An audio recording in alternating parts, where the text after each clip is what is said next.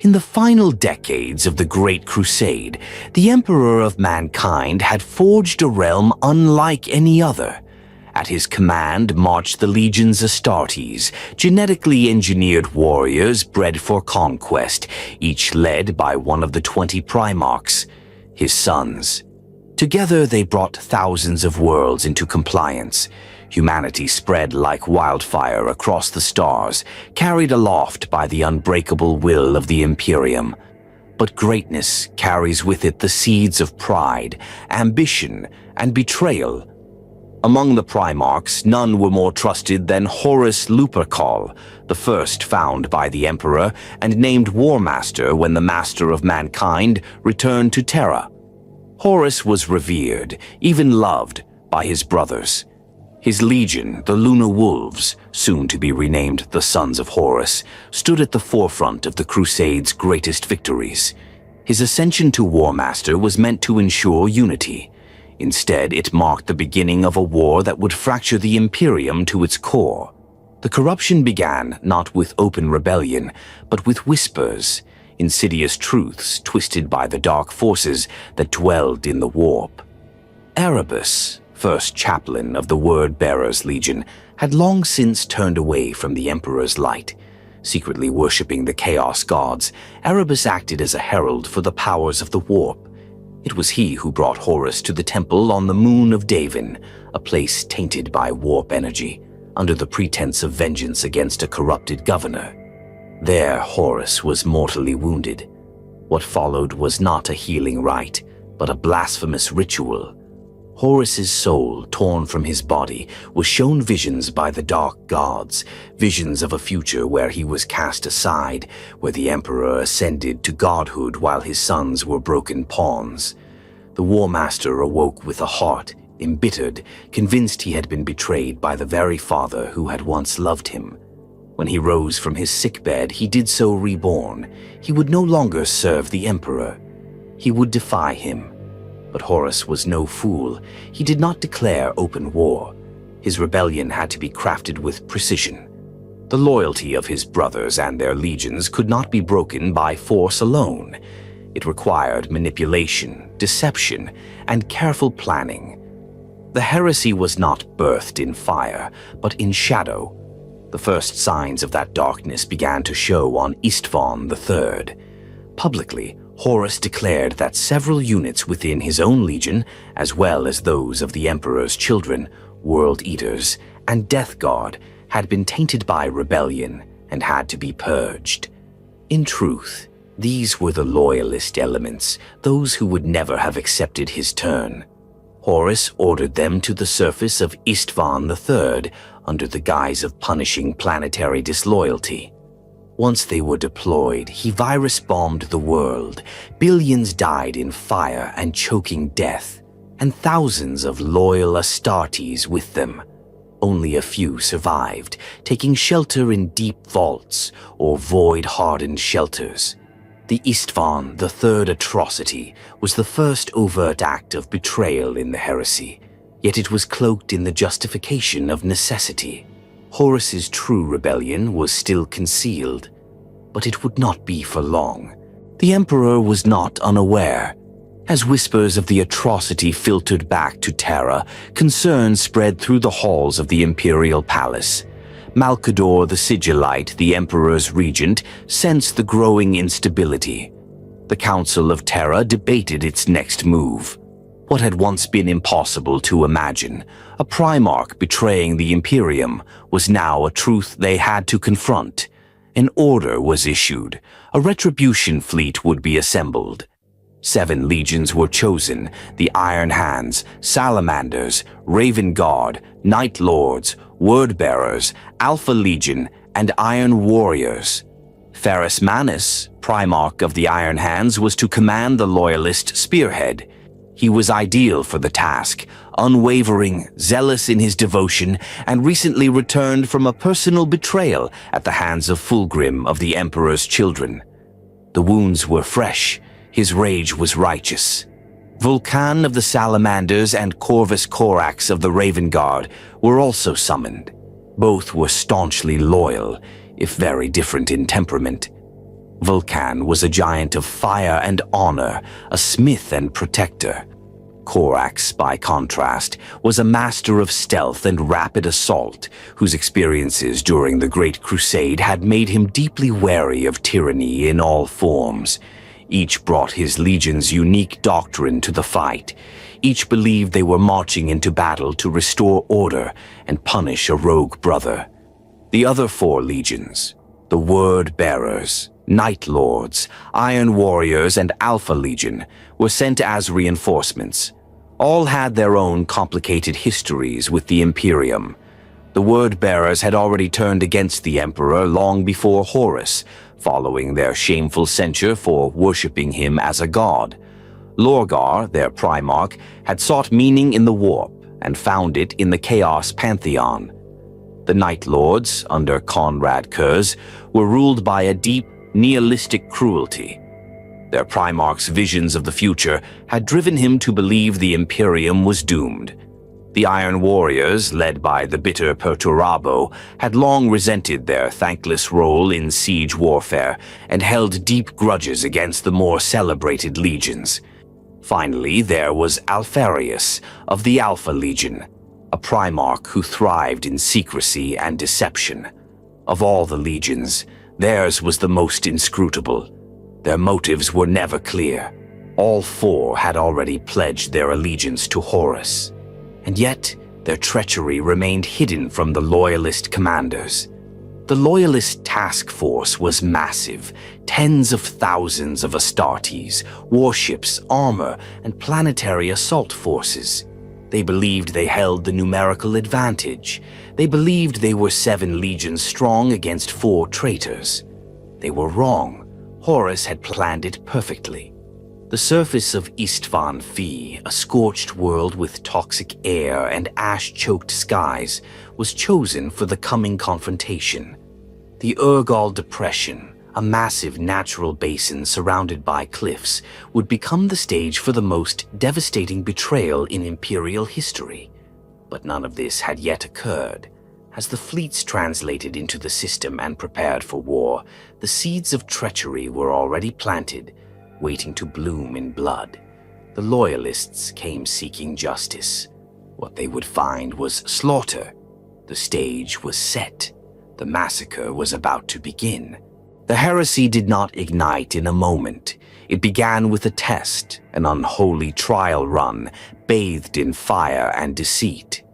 Before Isstvan V became a graveyard of legions, Horus chose another battlefield on which to prove his betrayal, Isstvan III. It was here that the first blood of the Horus heresy was spilled in earnest, and where brother first turned his bolter fully against brother in open war. Isstvan III was a former compliance world, recently fallen into rebellion. Official communiques labeled the insurrection as a simple resurgence of planetary separatists. That alone justified a military intervention. But what the rest of the Imperium did not know, what only a few within the traitor legions understood, was that the planet was never the true objective. It was bait. The so-called rebellion provided Horus with a cover story, one that allowed him to enact a quiet purge. Though the War Master had now fallen under the sway of chaos, not all within his command structure shared his treasonous intentions. Among his own sons of Horus, and within the ranks of the Emperor's children, World Eaters and Death Guard, there remained thousands of astartes who still held true to the Emperor and the Imperium. These were loyalists in the purest sense, veterans of the Great Crusade who had fought side by side with the Emperor himself, warriors who had never wavered in their purpose, and that made them dangerous. Horus knew he could not command their loyalty once the truth of his rebellion was made plain. He needed to eliminate them, quickly, decisively, and without alerting the wider Imperium. Isstvan III was chosen as the Crucible. The deception began with orders that seemed ordinary. The 4 legions under Horus's command, his own sons of Horus, Fulgrim's Emperor's children, Angron's World Eaters, and Mortarion's Death Guard. were instructed to deploy selected companies to the surface of Isstvan V and initiate planetary compliance. A straightforward mission. The only irregularity was the makeup of the deployment force. Across all 4 legions, units known for their loyalty to the Emperor were singled out. Veterans with decades of valorous service, officers who had voiced quiet concern about Horus's increasingly authoritarian tone, even commanders who had once served directly under Imperial orders without intermediary. All were marked. They were told it was a campaign of honor, that they were the tip of the spear against traitors and apostates. In truth, they had already been condemned. Captain Garviel Loken of the Sons of Horus was among them. Once a rising star within his legion and a member of the elite Mournival, Loken had begun to suspect a dark change in Horus. He was not alone. From the World Eaters came Captain Erlin, known for his discipline amid the madness that consumed his legion. From the Death Guard, Captain Nathaniel Garrow, loyal, restrained, and ever watchful. From the Emperor's children, there were warriors like Saul Tarvitz and Lucius, though the latter's loyalty would soon bend under pressure. Their boots hit the soil of Isstvan III, and compliance operations began. The rebels were well entrenched, their planetary defense grid partially intact, but they were no match for the might of the Adeptus Astartes. Over several days, the loyalist elements of the 4 legions pushed through urban centers, annihilated fortified redoubts, and silenced orbital defense batteries. Their victory was methodical, clean, the kind of operation Space Marines had performed on countless worlds. But all was not well in orbit. On the warships above Isstvan III, the second act of Horus's betrayal unfolded. The fleet had waited. Horus had timed everything perfectly. Once the loyalists were entrenched on the surface, once the key defenders were committed, he gave the order. Virus bombs were released. They were not standard munitions. These were life-eater bombs, ancient and forbidden weapons designed to consume all organic matter in a planetary biosphere, engineered plagues, engines of absolute death. The first impacts struck major population centers. Seconds later, green mist rolled across the cities and fields, moving with unnatural speed. Men, women, children, every civilian on the planet melted into slop as the virus devoured their bodies from within. Loyalist Astartes, still battling the last rebel holdouts, were caught entirely unprepared. Some died instantly, their power armor melting from their bones.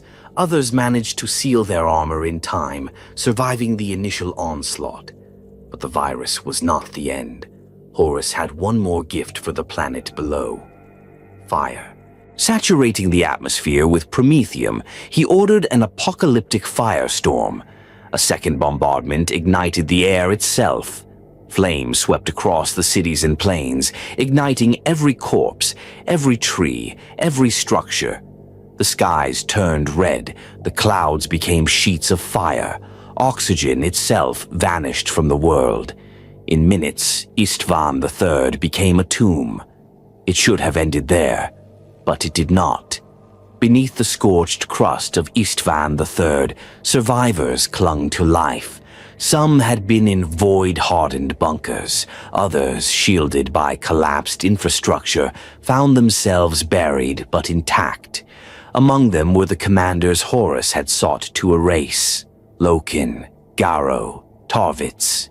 They knew now the truth. Their own brothers had tried to murder them. There was no misunderstanding, no strategic error. This was no mistaken bombardment or overzealous fleet commander. This was betrayal. The Loyalists, outnumbered and cut off, did not surrender. They fortified surviving bastions and set up defensive positions in the ruins. Their communications were jammed, reinforcements would not come, supplies were limited. But they were Astartes, they were vengeance made flesh, and they would not fall without a fight. Horus, learning of their survival, was enraged.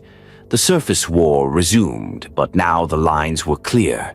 Traitor Marines descended in assault craft, this time bearing the marks of chaos, corruption, and cruelty. Brother faced brother without disguise. There was no veil of loyalty anymore. It was war within the legions themselves. In the rubble of Isstvan III's cities, astartes clashed in brutal melee. Power swords struck down old comrades. Bolt shells exploded inside the torsos of former friends. Betrayals unfolded in personal duels, one commander turning on another in the heart of a burned cathedral, fighting over ideals they had once shared. Saul Tarvitz, the Emperor's Children loyalist, emerged as a key leader among the survivors. Calm under pressure and fanatically loyal to the Emperor, he rallied his forces and held key terrain with surgical precision. It was Tarvitz who organized the defense that held back repeated traitor assaults and bought time for the other loyalists to regroup. Garviel Loken, his faith shattered but his spirit unbroken, led brutal counterattacks. His armor was scorched, his mind racked with guilt and fury, but he fought like a thunderbolt incarnate. He, more than any, understood what Horus's betrayal meant, not just for the legions but for the Imperium itself. Nathaniel Garrow, though wounded, recognized that the truth must be carried off-world. He escaped Isstvan III aboard the Eisenstein, a loyalist frigate crewed by those still faithful. His journey would change the fate of the Imperium, but that tale would unfold far from the ashes of Isstvan. On Isstvan III, there could be no victory, only death. The traitors eventually overwhelmed the survivors. City by city, stronghold by stronghold, they rooted them out. The last defenders made their final stands in places scorched black by orbital fire. They died to the last, holding banners they had carried since Terra. In their hearts, they were still sons of the Emperor. Their deaths were not in vain. The Isstvan III atrocity served its purpose. Horus had cleansed his ranks of dissent. He had tested the loyalty of his allies. He had revealed his willingness to commit genocide on a planetary scale. But most importantly, he had fired the first shot of the Civil War in earnest. The heresy had truly begun, and Isstvan III burned behind him, a world of ash and ghosts, bearing silent witness to the first betrayal. From the smoldering silence of Isstvan III, Horus Lupercal emerged not only victorious, but reborn in purpose. The world below, now a graveyard of loyal sons and civilians, had served its intended function. The War Master's new order had begun its rise, but what followed was not open rebellion. It was the illusion of repentance, a calculated deception designed to mislead, delay, and divide the Emperor's forces. What came next was not battle, but theater, a masterstroke of manipulation, a performance for terror. The Loyalist High Command had received garbled reports from Isstvan III. No survivor among the ruined cities had yet reached the throne world with a first-hand account. Nathaniel Garrow, aboard the Eisenstein, had slipped into the warp with knowledge that would eventually reveal Horus's treason. But warp storms, sabotage, and pursuit by the Death Guard would delay his arrival.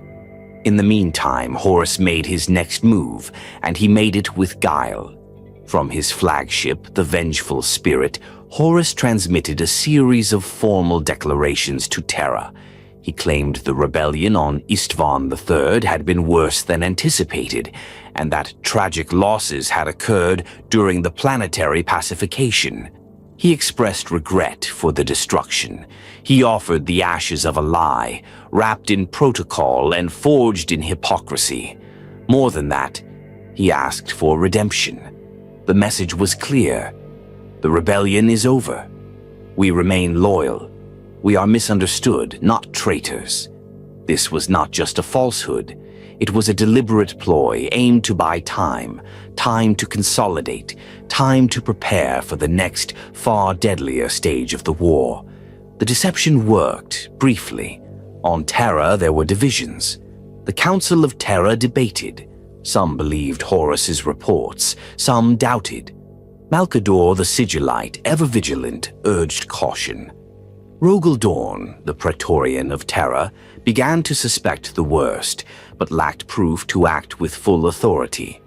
The Emperor, locked in his arcane work deep within the Imperial dungeon, remained silent. Without irrefutable evidence, the full power of the Imperium could not be mobilized, and so Horus bought himself a pause in retribution. In the shadows of the Isstvan system, the traitor legions began their transformation.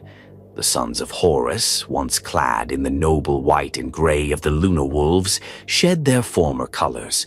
Their armor was repainted a deep sea green, and their sigils remade. No longer Lunar Wolves, they now bore the Eye of Horus, a symbol of defiance, pride, and ownership. Horus had claimed the rebellion fully, at least within the ranks of his new empire. Among the Emperor's children, the change was not merely heraldic. Fulgrim's legion began to indulge in unshackled extremes. What had once been pride in perfection turned to obsessive mutilation, self-glorification, and the worship of sensation for its own sake.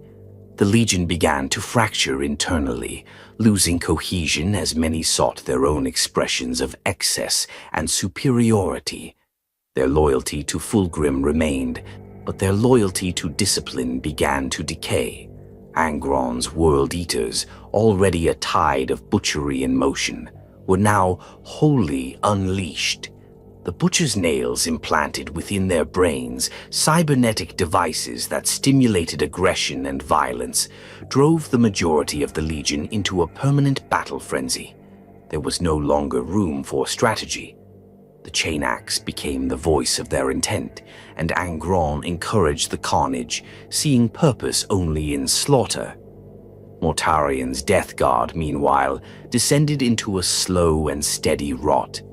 Their pursuit of endurance above all led them to embrace decay itself. Even before they fully fell to the Lord of Pestilence, their demeanor darkened. Cold, methodical, and inexorable, they fortified the Isstvan V landing zone with a patience born of contempt.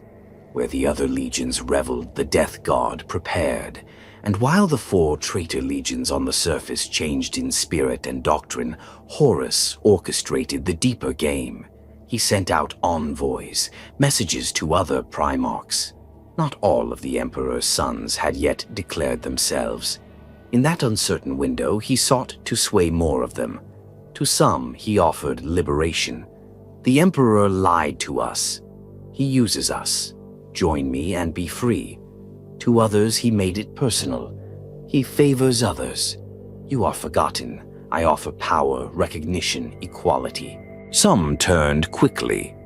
Lorgar of the Word-Bearers had already been lost long before Isstvan III. His conversion to chaos had been the first hidden spark of heresy.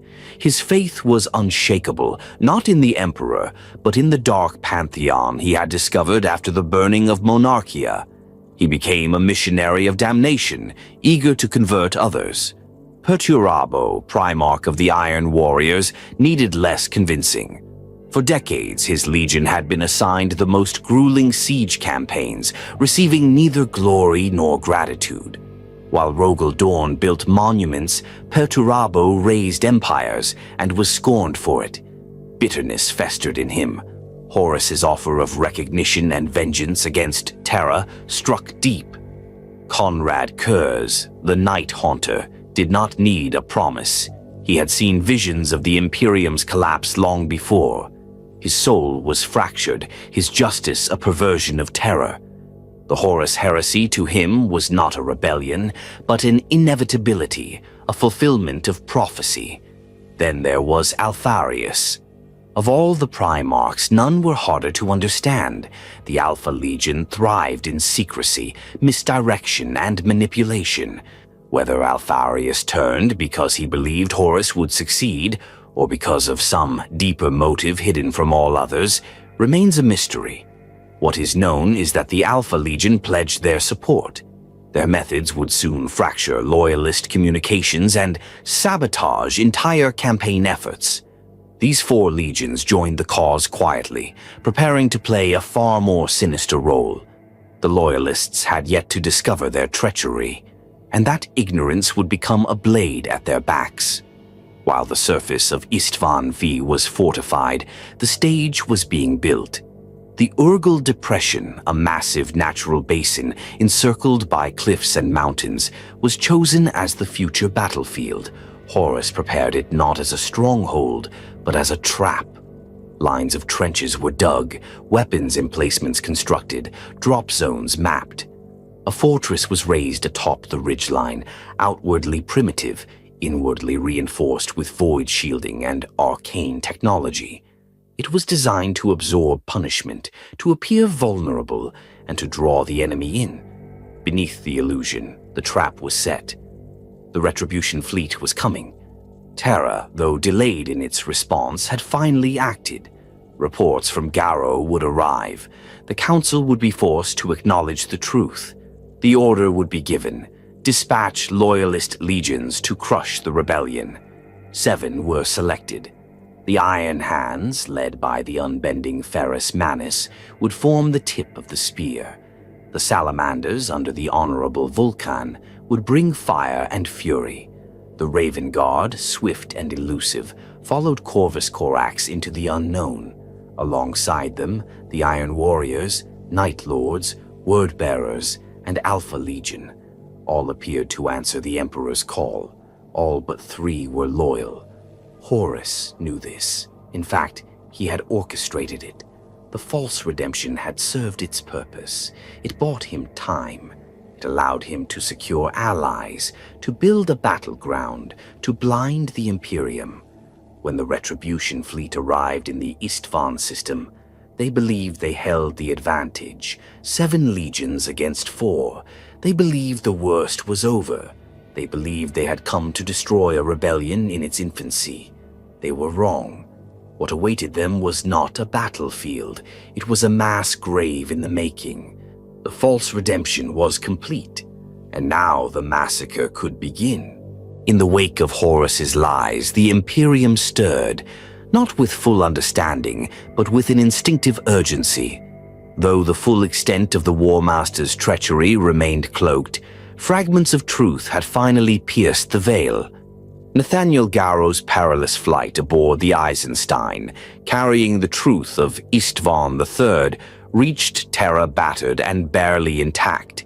His message, delivered with the solemnity of a warrior who had seen the impossible, left no doubt. Horus had turned against the Emperor, and he was not alone. The High Lords were shaken. Malcador, the Sigillite, acting in the Emperor's stead, wasted no time. The Imperium could not afford delay. A response had to be swift, decisive, and overwhelming. Horus had declared war in the shadows. The Imperium would answer in fire and steel. 7 legions were mobilized to enact the Emperor's justice. Among them, 3 were counted as the Hammer's Edge. 3 primarchs who, though very different in character, shared an unyielding loyalty to the Imperium. These were Ferrus Manus of the Iron Hands, Vulcan of the Salamanders, and Corvus Corax of the Raven Guard. They would be the first to answer. The summons reached each of them at the far edges of the Imperium. Ferrus Manus received the call aboard his flagship, Ferrum, above the forge world of Medusa. His legion was already in motion, still reeling from a wound that had cut deeper than any battlefield loss. Ferrus had once called Fulgrim of the Emperor's Children his closest brother. They had forged weapons together, Fireblade and Forgebreaker, and shared a kinship born not just of blood, but of the same pursuit of perfection through craft. That bond had been shattered when Fulgrim came to Ferrus, not with open arms, but with betrayal. The 2 had fought aboard Ferrus's vessel. Words turned to war. Fulgrim fled, and in doing so confirmed the unthinkable. Fulgrim was lost, and if one of the Emperor's most beloved sons could fall, who else might follow? Ferrus had not wept. His hands were iron, his heart harder still. He did not speak of the betrayal to his sons, but they knew. In silence, the Iron Hands prepared. When the retribution order came from Terra, Ferrus answered without hesitation. He would strike not just for the Emperor, but for vengeance. Fulgrim would be made to account for his treachery, and Horus would learn that iron does not bend. Far from Medusa upon the volcanic world of Nocturne, Vulcan received the call with sorrow rather than fury. He was not naive. He understood the weight of betrayal, but unlike Ferrus, Vulcan bore the burden with mournful resolve. His legion, the Salamanders, had never been the largest or most celebrated, but none matched their humanity. They protected the weak. They brought not just compliance, but stability. They burned with compassion as well as fire.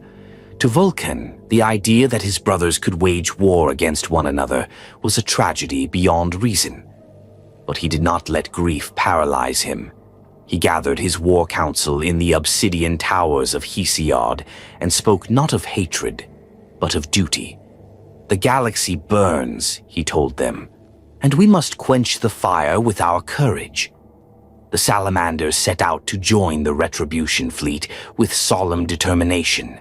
They carried weapons of flame and fury, but in their hearts they carried hope that at least some of their lost kin could be redeemed.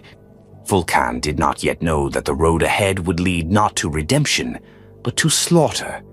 And in the shadows of the raven-winged tower on Deliverance, Corvus Corax read the coded transmission in silence.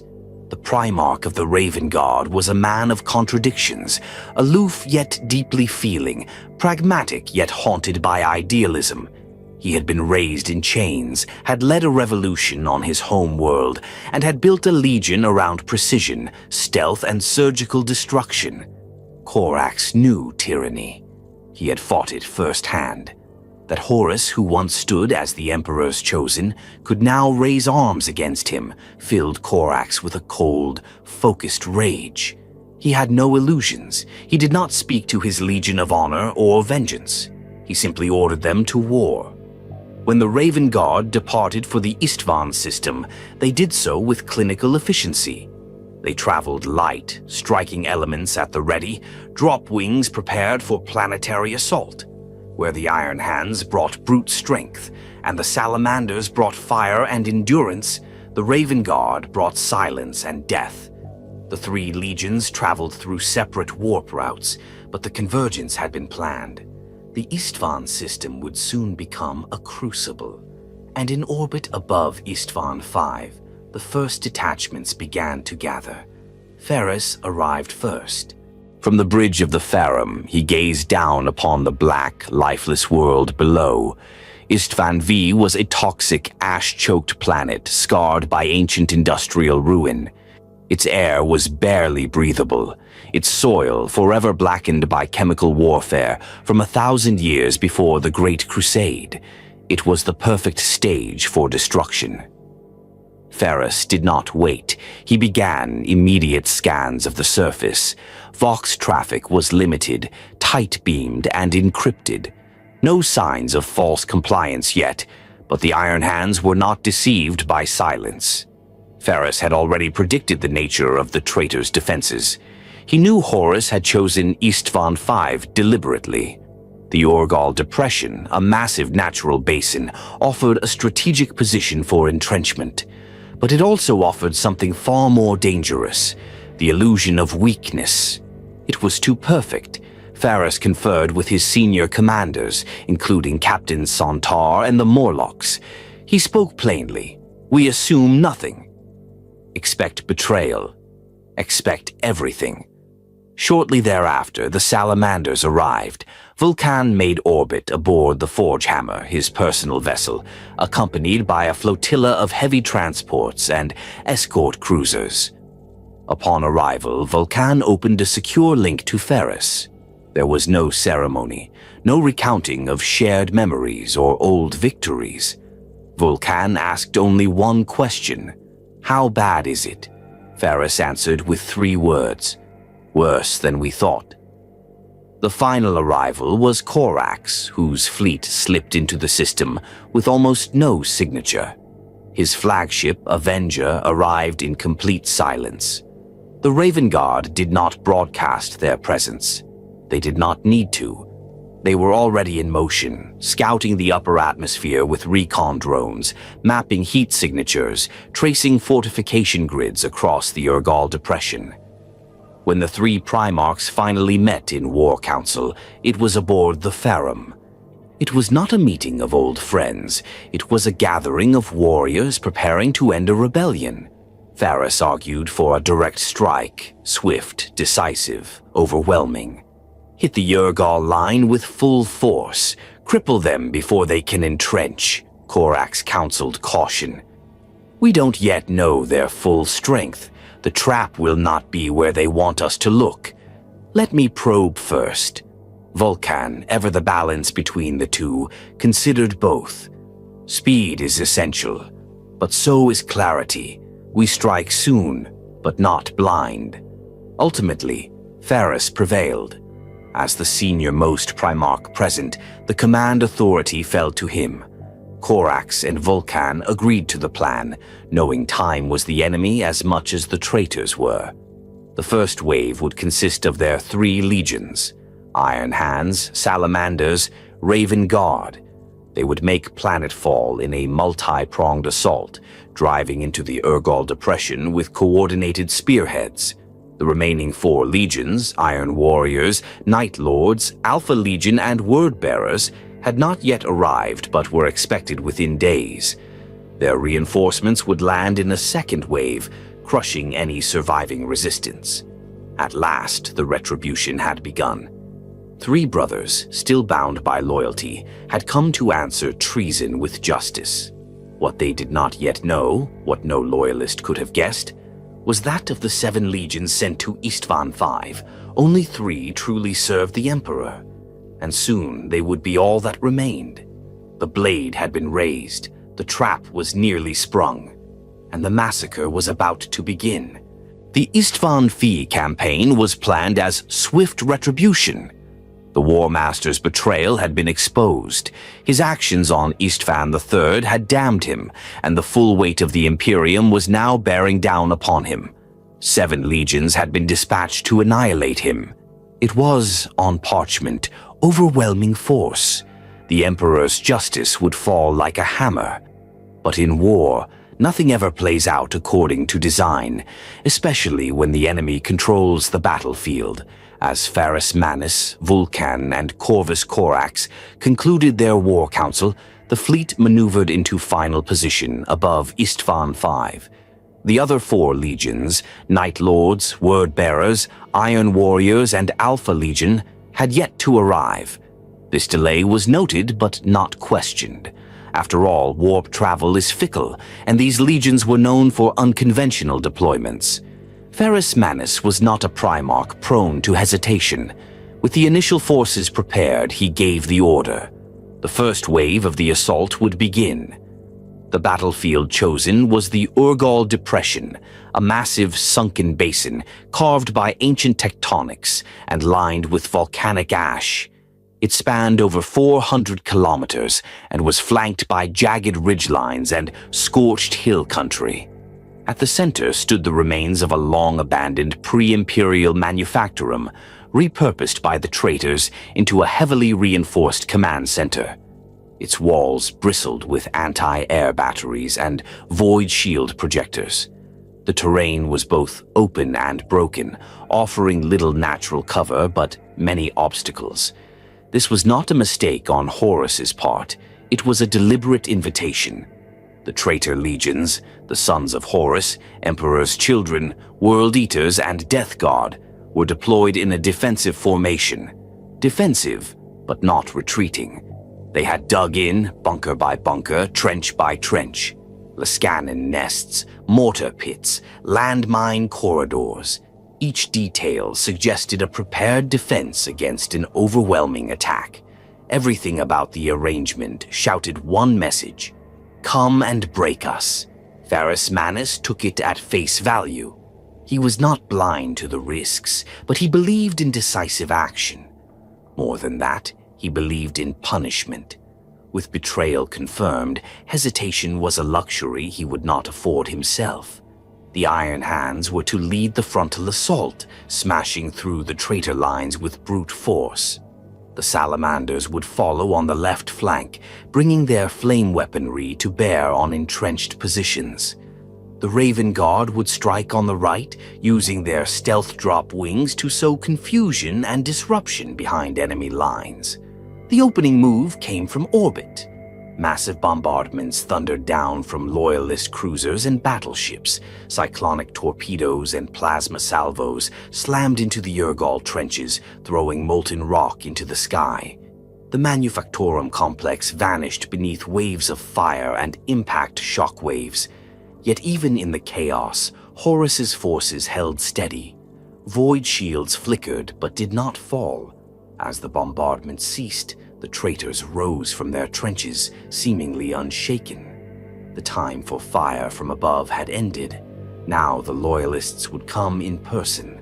The skies tore open as drop pods rained down in their thousands. Like burning meteors, they shrieked through the atmosphere, trailing fire and steel. At the heart of the Iron Hands formation, Ferrus Manus led the charge himself. He did not watch from orbit.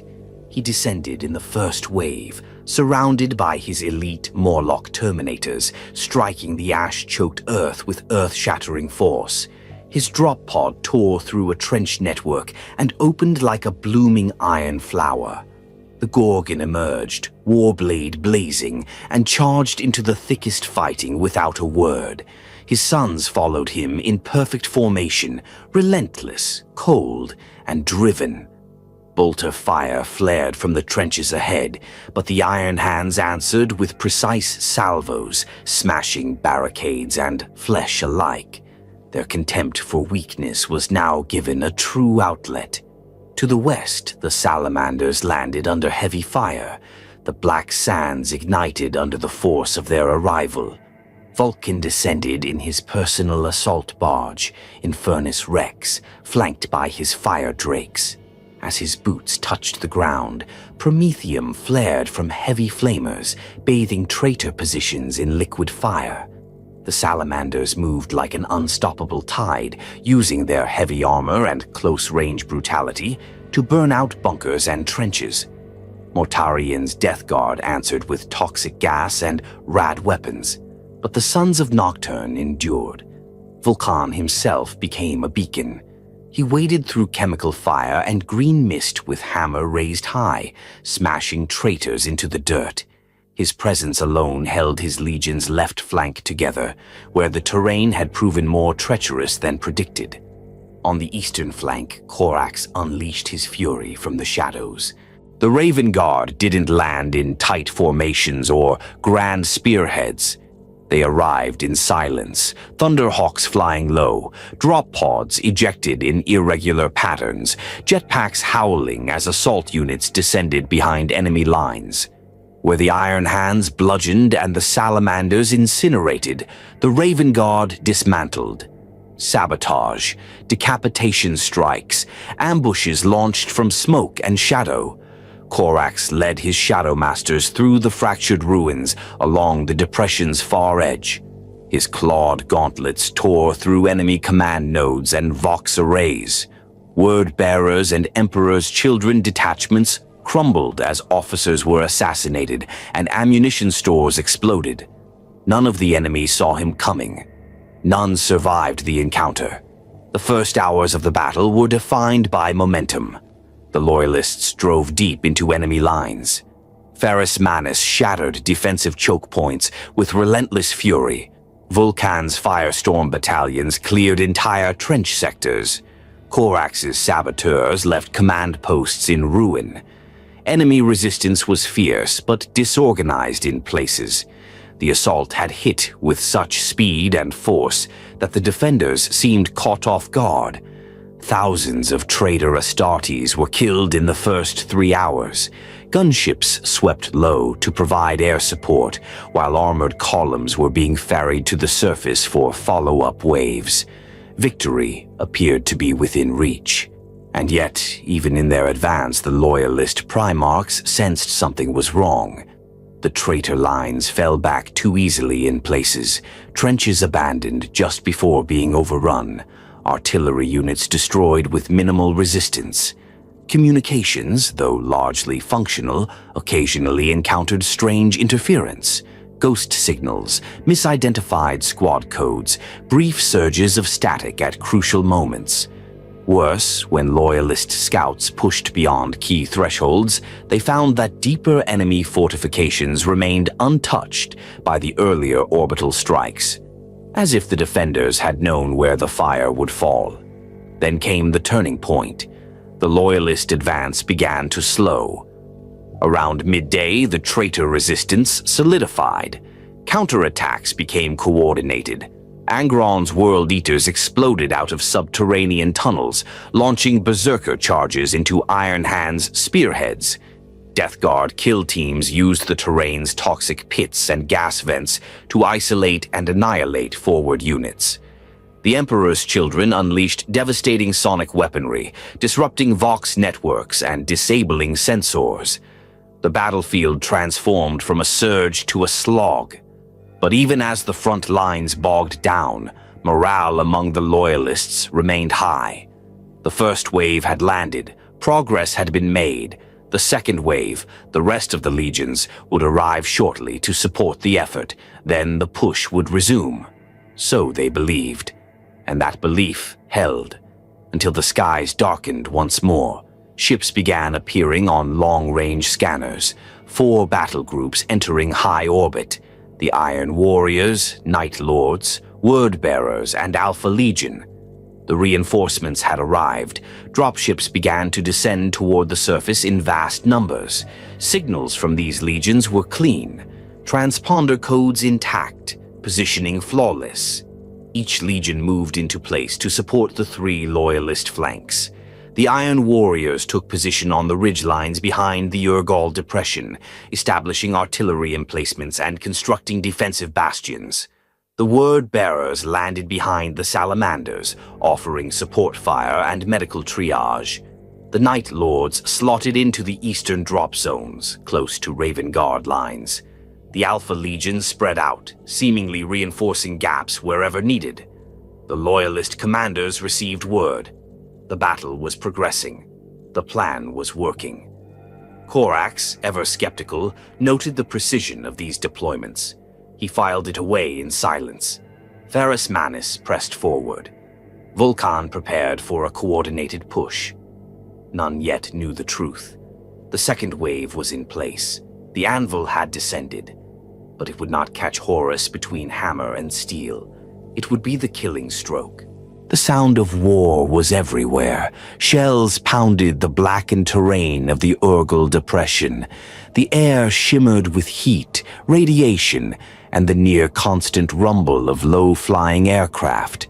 The surface of Isstvan V had become a crucible of fire and ruin.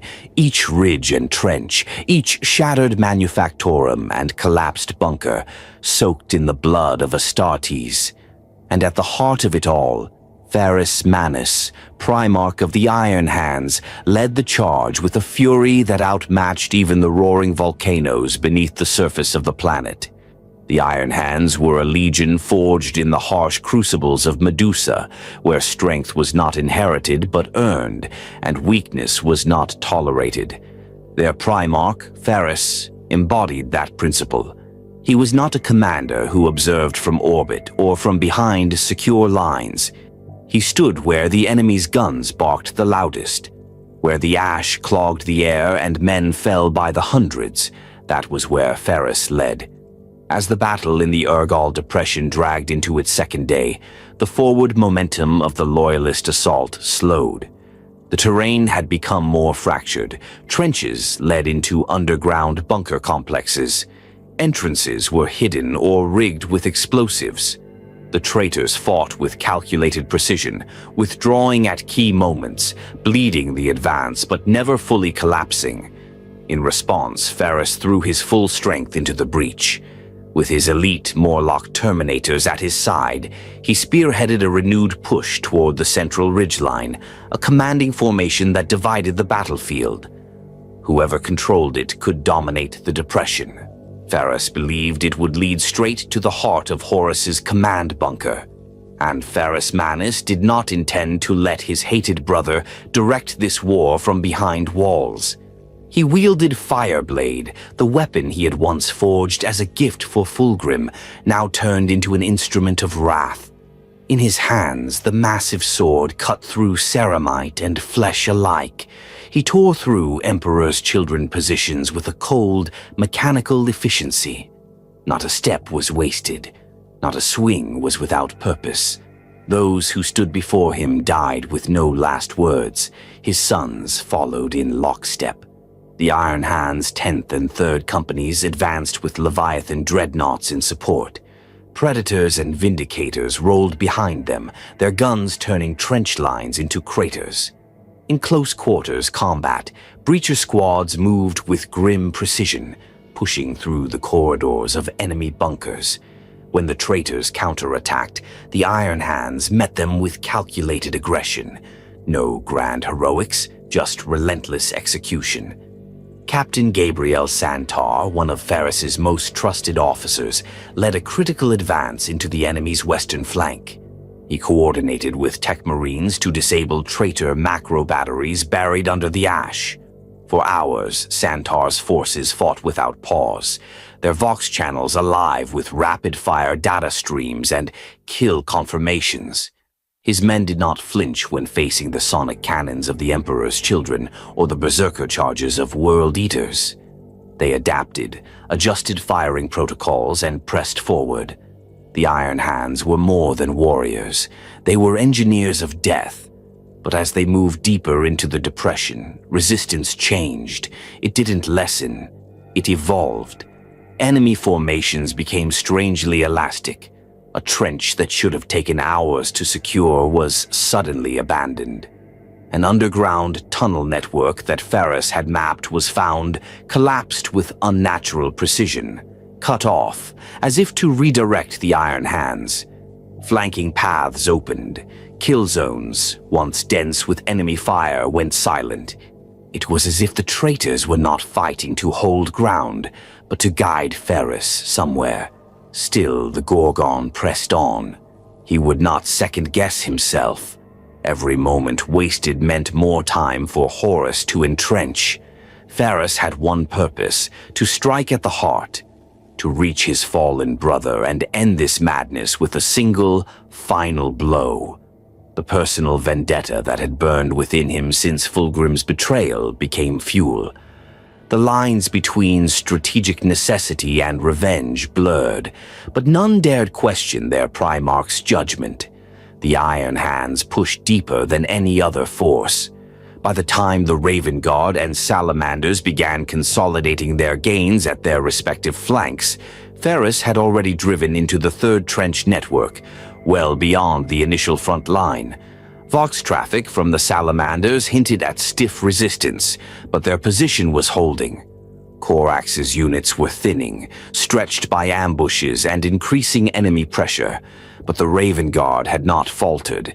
It was Ferrus who had taken the brunt of the enemy's focus, and yet, it still felt too easy. He voiced his suspicion briefly to Captain Alvarex Macon, commanding the artillery reserves from orbit. "They're bleeding but not breaking," Ferrus growled over the comms. "Tell me this doesn't feel like misdirection," Macon replied with calm certainty. "Sensors show increasing withdrawal from your forward path. They're falling back but not routing. Caution is warranted." But Ferrus didn't want caution. He wanted a reckoning. He ordered a renewed charge. 24 companies surged forward. Orbital surveillance revealed what appeared to be a command relay post positioned on a rocky plateau to the north. Ferrus pointed toward it and signaled the Morlocks. "There. That's where we strike next." In orbit, the remaining legions had fully deployed. Signals confirmed the word-bearers had linked with the Salamanders on the left. The Iron Warriors had reinforced the central plateau from behind Ferrus's line. The Night Lords moved to secure the Raven Guard's exposed rear flank. Alpha Legion strike teams had scattered across the field, providing what they claimed were precision support actions. Ferrus acknowledged the updates without comment. He did not trust any of them. The Iron Hands formed a wedge formation for the next assault. Vindicator tanks moved up to shatter the path ahead, clearing obstacles and enemy strong points. Morlocks engaged teleportation arrays, blinking into the heart of enemy command nodes with explosive results. Heavy flamer squads cleansed resistance from cave networks. Tarantula gun nests were airdropped into newly secured ground, establishing forward emplacements. And still, Ferrus led from the front. His armor, once polished black and chrome, was now dulled with ash and scorched by flame. He moved like an unstoppable force, slamming into Death Guard formations and carving through squads with his sword's burning edge. His voice barked orders on every frequency. Advance. No delays. Maintain pressure.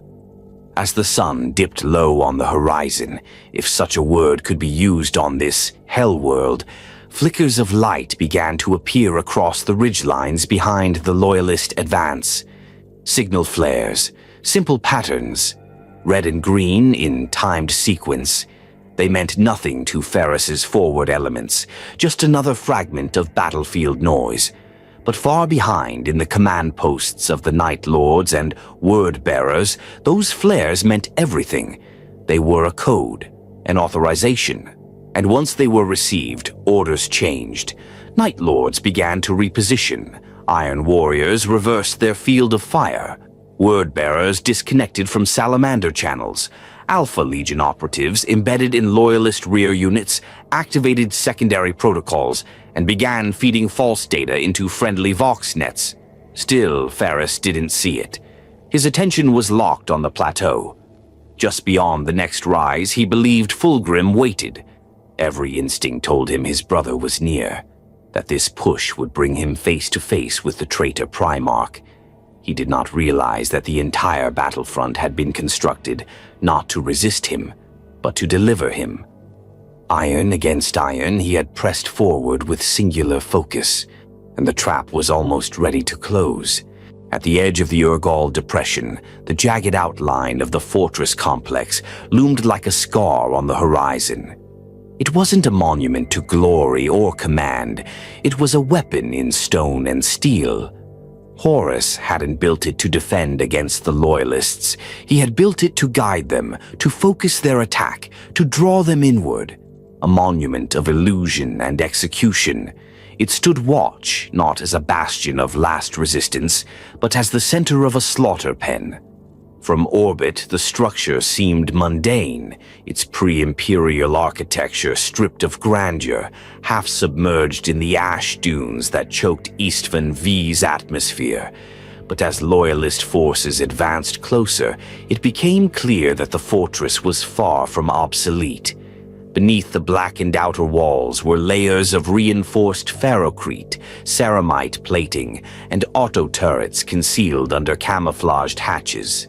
Sensor arrays blinked red in the dust. Void shield emitters hummed just below the surface.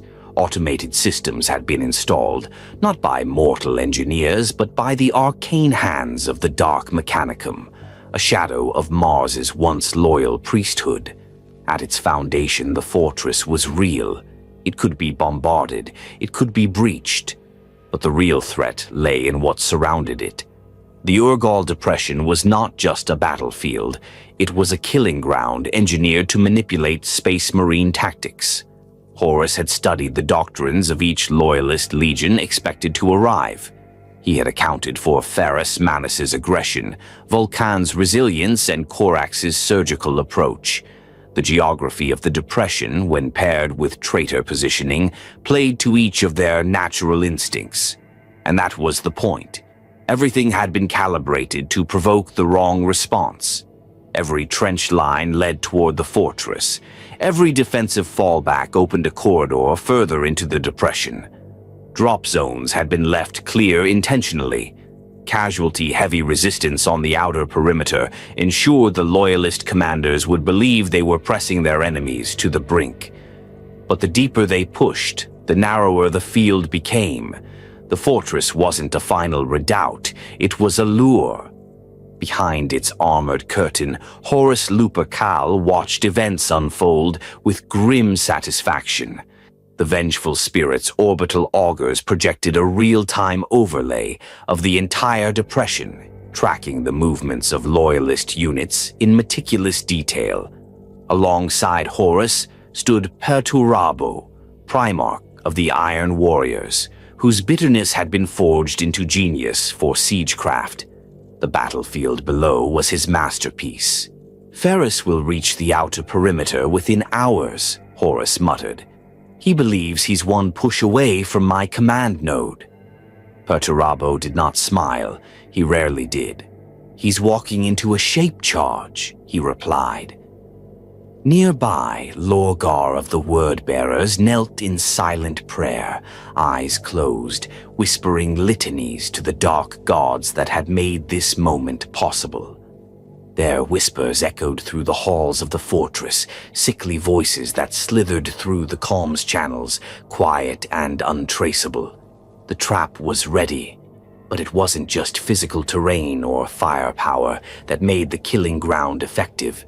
It was the illusion of control. Loyalist commanders, tracking their gains, began consolidating forward elements. Reinforcements moved to support spearheads. Ferrus Manus's Morlocks engaged in breaching operations against the outer walls of the fortress. Corax's Raven Guard redirected assault wings toward what appeared to be exposed rear trenches. Vulcan's advance companies deployed heavy flamers along the ridges to collapse enemy fallback routes.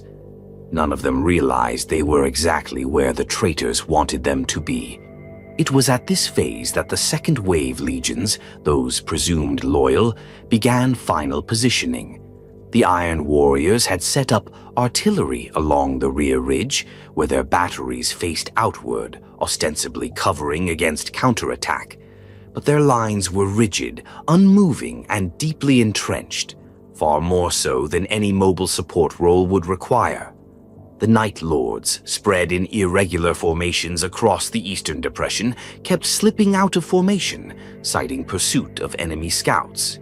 In truth, they were preparing ambush positions, carefully placed to encircle rather than support. The Word-Bearers had constructed what they called field chapels in newly secured zones, psychic nexuses laced with warp script and hidden ritual anchors. The signs went unnoticed by most, but among the librarians of the Raven Guard, faint waves of unreality began to creep into their minds. Visions, whispers, disorientation, and the Alpha Legion was simply everywhere and nowhere. Their forces infiltrated loyalist Vox networks, rerouted data streams, and assumed temporary command of communications relays. They did so under the authority of tactical necessity. Their presence was accepted. Their true role, observation and data assimilation, was hidden in plain sight. The enemy, as Ferrus Manus once said, was inside the wire. Still, the Loyalists pushed forward. The fortress was now in range of artillery. Iron Hand's tanks rolled into position. Ferrus himself stood atop a shattered bastion, watching as his siege engines pounded the outer walls. From this high ground, he saw what he thought was the command tower, a burned-out ruin marked by shifting banners. It was bait. The banners weren't those of Horus. They were the purple and gold of the Emperor's children. And that meant Fulgrim. The sight sent a spike of fury through Ferrus's mind. He turned to his comms officer and gave a single command. "We go now." Nearby, Corax intercepted the order. The Raven Lord hesitated. The battlefield's rhythm had changed. He could sense it. The enemy's reaction time had slowed too precisely. Fields of fire had ceased shifting. Vox echoes in the lower channels had increased, reflections that shouldn't exist. Too perfect, too synchronized. He tried to contact Vulcan. No reply. He tried again. Static. He switched to direct short range, bypassing Alpha Legion relays. It went through. Vulcan responded. Barely. Heavy resistance. Flank collapsing. Word bearers. Behavior inconsistent. Corax paused. Something was wrong. He began recalling his companies. The Raven Guard began falling back from advanced positions, pulling into the ash fields where they could regroup under cover. But the kill box was already closing. In the shadows of the fortress, concealed missile silos rose from the dirt. Plasma mortars calibrated their arcs. Hidden weapons, dormant since the beginning of the campaign, activated in unison. The fortress did not just command the battlefield, it controlled it. At Horus's signal, Perturabo's Iron Warriors keyed the first firing sequences. Whirlwinds and basilisks under traitor command shifted their fire vectors, not at enemy formations, but directly onto loyalist concentrations. Artillery struck Raven Guard landing zones and Iron Hands staging grounds. Vox traffic surged with confusion and panic. Blue on blue. Negative, we're under friendly fire. Repeat, friendly fire. Corax's worst fears ignited. His orders flipped, complete withdrawal. But it was too late. The killing ground had done its work. Loyalist legions were drawn deep into the depression, where terrain limited extraction and visibility. The fortress, untouched at its core, now belched fire from its true arsenal: turbo lasers, grav cannons, and void lance batteries. Not at distant targets, but within its own defensive arc. At last, Horus gave the order. The signal flare, a single pulse of red light, rose over the ridge from within the fortress. The word-bearers turned their guns. The Night Lords activated their ambushes. The Alpha Legion crippled the command frequencies of loyalist Vox nets. And the Iron Warriors, long, silent, unmoving, opened fire from the rear. In moments, the Urgal depression became a hellscape of betrayal. The fortress had never been the target. It had always been the trigger. The Loyalists had come to burn the heresy from Isstvan, but now they stood inside a machine of death, primed from the first moment of their arrival. And the gears had begun to turn. Above the choking clouds of ash that blanketed Isstvan V, the cold void of space bore silent witness to treachery of the deepest kind. While firestorms raged across the Urgal depression and loyalist forces pressed forward on the ground, believing they were on the cusp of victory, the sky itself had begun to turn against them. The loyalist fleet hung in high anchor over the planet, ships from 3 legions maintaining formation in geosynchronous orbit. Massive battle barges, strike cruisers, and support vessels kept steady positions over drop zones, feeding supplies, reinforcements, and tactical readouts to the surface. It was a site of Imperial might, a force arrayed for justice, bolstered by the belief that righteousness alone would carry them through the fires of betrayal. But there was rot among the stars.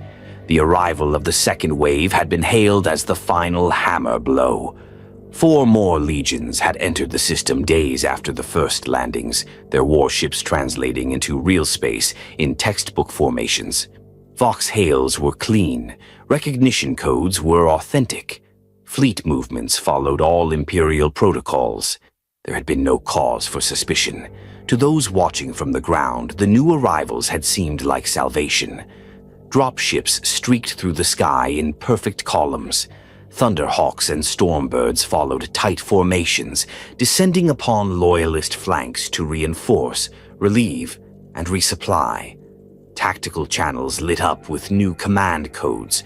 Regimented deployments unfolded with machine precision. It looked exactly as a loyalist counteroffensive should. But what descended from orbit was not salvation. It was doom disguised in Brotherhood's armor. The fleets of the Iron Warriors, Word-Bearers, Night Lords, and Alpha Legion had entered the Isstvan system under false flags. Their orbital trajectories, their command signals, even their Vox signatures. Every detail had been rehearsed in advance. Horus had ordered them to earn trust before the knife was drawn. And so they did. For hours they moved among the Loyalist ships, requesting docking permissions, exchanging telemetry, even refueling side by side. Trust was a weapon, and the Loyalists, outnumbered, exhausted, and focused entirely on the war below, welcomed the arrivals as brothers. Among the ships of the Iron Hands and Salamanders, astropaths reported minor irregularities, strange fluctuations in the warp, echoes in the ether, short-lived distortions of thought. They were dismissed. Battle fatigue, most assumed, or the aftershocks of Isstvan V's tortured atmosphere. Even as word-bearer vessels slipped their data tethers into the fleet's communications relay network, no alarm was raised. Even as Night Lord ships rerouted Loyalist transmission traffic under the guise of bandwidth optimization, no questions were asked. The Alpha Legion's ships, sleek, quiet, and few in number, began slicing into the noospheric infrastructure of Loyalist command, intercepting fleet-wide data, rewriting tactical overlays in real time. And still, the Loyalists saw only the banners of their allies. The deception was working. The trap was nearly complete. Then the final signal came. From the surface, a single code flare launched from the fortress in the Urgal Depression, invisible to the unknowing, unmistakable to those in on the plot. A burst of data in a locked cipher. In it, one word: execute. Within seconds, the orbital war zone transformed.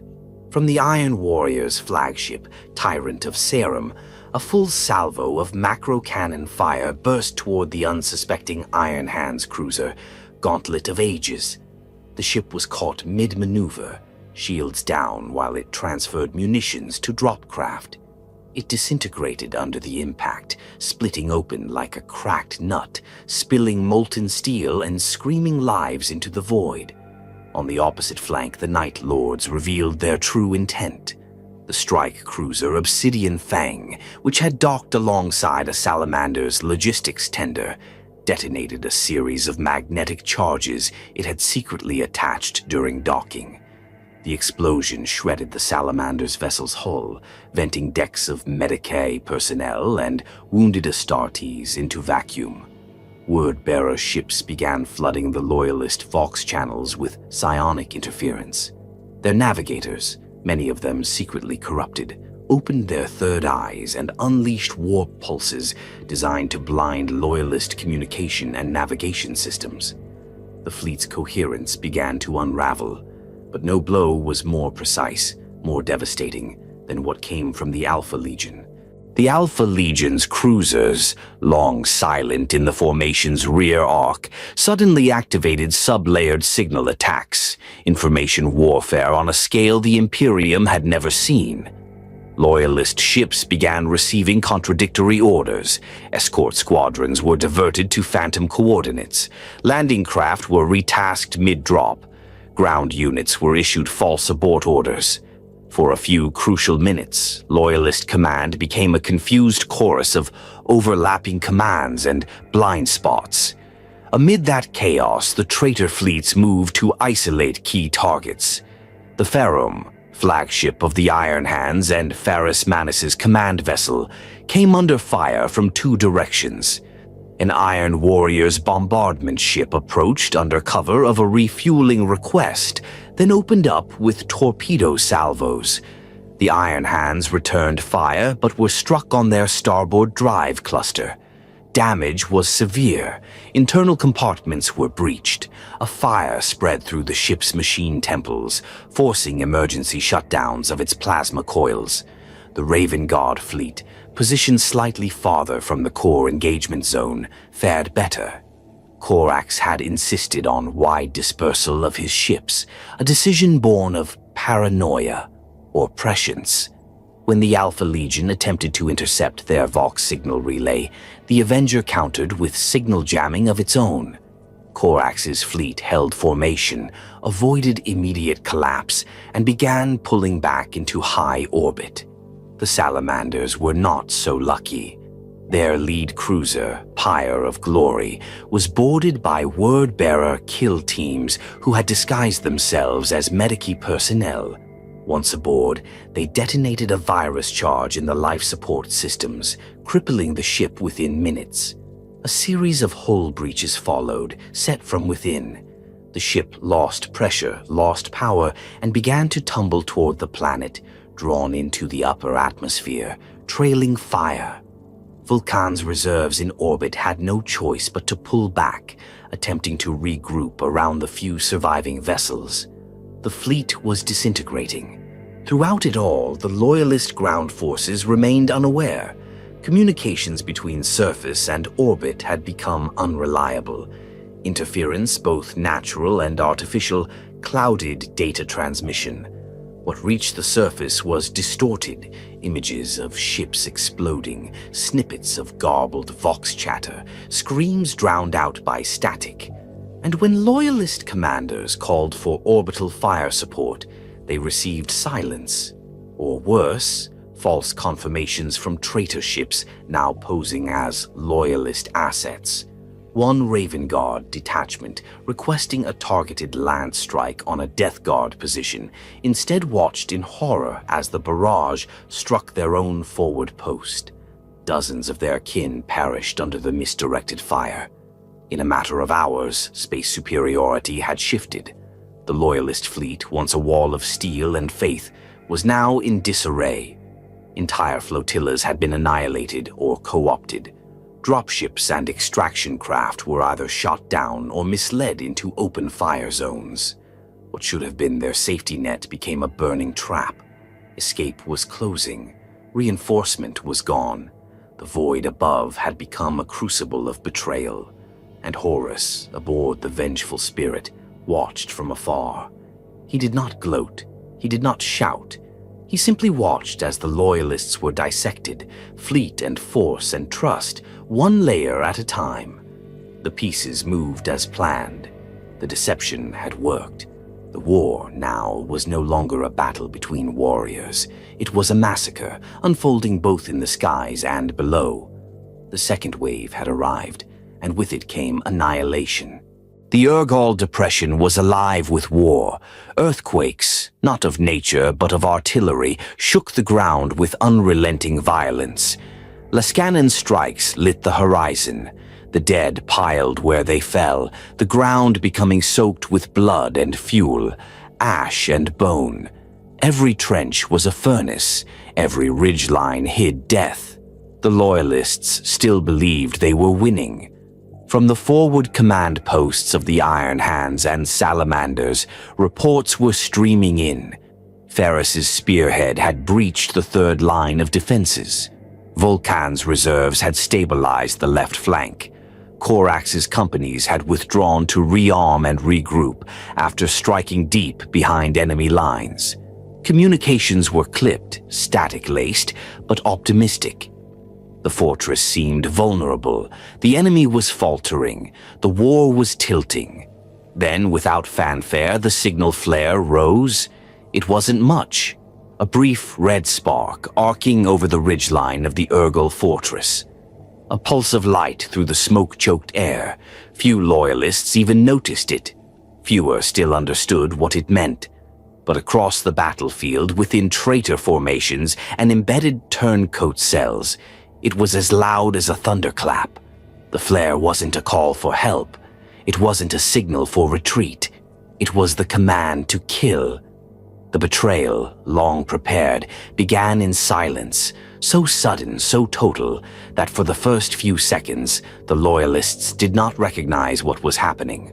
Word-bearers squads who had marched shoulder to shoulder with salamanders across dug-in trenches turned in perfect unison.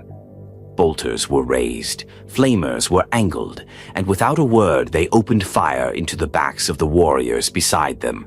Salamanders burned where they stood.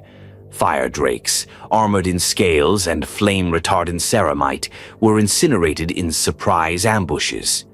In the confusion, Loyalist squads returned fire blindly, unsure of who the enemy was. The word-bearers did not shout battle cries. They did not gloat. They simply executed. Elsewhere, Iron Warriors' heavy guns, which had shelled Death Guard lines only hours before, swiveled on their mounts. Targets were changed. The rearward positions of the Iron Hands and Raven Guard were lanced by concentrated artillery fire.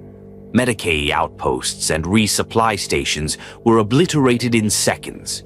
The Iron Hands' forward lines, deep within the depression and lacking support, were severed. Vox channels lit up with screams. "Confirm enemy positions. Who's firing? They've turned on us. Iron Warriors, direct fire. It's a trap." Static consumed the rest. Then came the Night Lords. Where the Word Bearers and Iron Warriors had been precise, the Night Lords were savage. Loyalist units stationed near the cliffs and outer perimeter, Raven Guard mostly, heard the roar of jump packs moments before they were torn apart. The Night Lords dropped from the sky like carrion beasts. They did not bring order. They brought terror. Power scythes and lightning claws tore into unaware scouts. Vox jammers emitted a screeching frequency that disrupted communications and caused auditory hallucinations. Into the confusion, Conrad Kurz's sons descended, howling war cries and sadistic laughter. Loyalist units broke and scattered. Only the Raven Guard's drilled discipline prevented a full rout. Still, the damage was done. The rear echelons, where ammunition was stockpiled, where extraction zones had been marked, where the wounded were treated, were now killing fields. In the span of 10 minutes, over a third of the Raven Guard's support elements were wiped out. At the very center of it all stood the Alpha Legion. They had never fought beside the Loyalists. They had stood near them, flanked them, observed them. From the beginning of the assault, the Alpha Legion's presence had been difficult to track. Strike teams vanishing mid-operation, gunships misreporting drop coordinates, communications rerouted or simply lost. Now the web closed. The Alpha Legion activated dozens of embedded operatives within Loyalist lines, legionnaires wearing Raven Guard and Salamander's heraldry who had fought without flaw until this moment. Suddenly, in unison, they turned on their comrades. Sentries were killed, Vox relays were sabotaged, targeting uplinks were corrupted. It wasn't just a betrayal. It was a decapitation strike. The Alpha Legion weren't there to fight in the open. They were there to shut off the Loyalists' ability to fight at all. Command links between Ferris, Vulcan, and Corax began to disintegrate. Vox traffic was jammed. Relay stations were destroyed. Maps, once carefully maintained with updated positions, were suddenly flooded with contradictory signals, whole battalions appearing in multiple places at once. No one knew where the enemy was. No one knew where their allies were. Worse still, Loyalist Thunderhawk landing zones were now under fire. Gunships, expecting to resupply or extract wounded, were obliterated mid-descent by turrets the Iron Warriors had installed days earlier. Some pilots, receiving false coordinates from Alpha Legion Vox spoofers, landed directly into ambushes. A squad of Iron Hands attempting evacuation was caught in such a trap. Their Thunderhawk was lured to a clean plateau on the depression's far western edge. As the ramp dropped, Iron Warriors rose from dug-in rockcrete and cut them down with heavy bolters. The Thunderhawk was destroyed before it could lift again. Back at the front, Ferris Manus sensed something was wrong. He had pressed ahead of his legion, pushing deeper toward what he believed was the enemy command node. The resistance ahead had thinned, too much. He called for support from his flanks and received only silence. When he hailed Vulcan, he got static. When he reached for Corax, the line cracked and died. Moments later, reports began to filter in. Fire from the rear, friendly units opening fire. Betrayal. Ferris's face darkened, his iron hands clenched. This was no longer a battle. It was a massacre. At that same moment, Vulcan stood amid burning trenches. He had just extinguished a forward push by Death Guard reinforcements when word reached him. The word bearers had turned. Dozens of his warriors lay dead. Officers he'd fought beside since the earliest days of the Crusade. gunned down in cold blood. There were no survivors from those rear echelons, nothing to salvage, and no time to mourn. Still, Vulcan's instincts were not to retreat, but to hold, to buy time.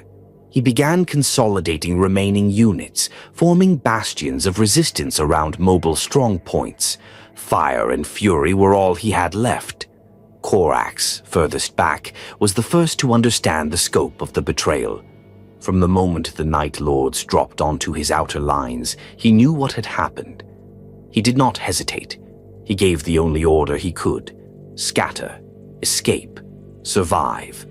The Raven Guard began pulling back, not as an army but as phantoms. Squads broke off, engaging in running battles through the ash fields. Jump pack units leapt between shattered towers and rocky spires. Where possible, they regrouped and laid traps. In other places, they simply disappeared into the terrain. The Loyalist forces had been cut in half, and then cut again. Coordinated defense became impossible. The Depression was now a churning cauldron of fire and confusion. Amid it all, one truth rose above the chaos. The second wave had not come to support them. It had come to destroy them. The signal flare had spoken, and the blade had been drawn from behind. There was no mistaking it now. The shroud had fallen. The Loyalists had not been reinforced. They had been delivered into the jaws of betrayal. 4 legions, sworn to the Emperor, had revealed their true allegiance not with words, but with fire. What had begun as a planetary assault had been transformed into a coordinated, systematic purge. Not a single bolt shell fired by the traitors in those first minutes was wasted. Not a single act of betrayal was improvised. It had all been calculated, measured, timed. The Isstvan V massacre had truly begun. Across the shattered expanse of the Urgal Depression, the 4 legions who had landed last, the Iron Warriors, Word-Bearers, Night Lords, and Alpha Legion, executed their long-prepared plan with ruthless synchronicity. No wasted movement, no hesitation, no mercy. They had not only turned on their brothers, they had turned their entire war machines inward. The Iron Warriors, masters of siege warfare, did not emerge from their trenches or bunkers with a triumphant roar. They did not charge, they repositioned.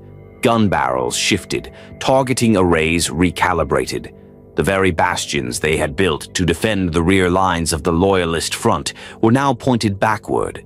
Iron fire fell in exact intervals across iron hands and salamanders' rally points. Rear-guard artillery crews had already been infiltrated by traitor tech marines, who now issued fire control overrides. Entire batteries were realigned without warning. Basilisks, whirlwinds, and Medusa siege tanks that had sat idle in reserve turned their barrels toward drop zones and opened fire.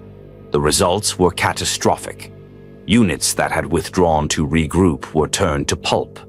Medical encampments vanished in blasts of seismic shells. Ammo dumps detonated, taking squads of Loyalists with them. There was no pattern to where the Iron Warriors struck, because their new objective was total erasure. And at the helm of it all stood Perturabo, the Lord of Iron, his face set in stone. He had waited decades for this moment. For years he had built empires only to see them handed off to other legions. He had been ordered to break what others were celebrated for building. While Dorn raised monuments, Perturabo had reduced cities to rubble.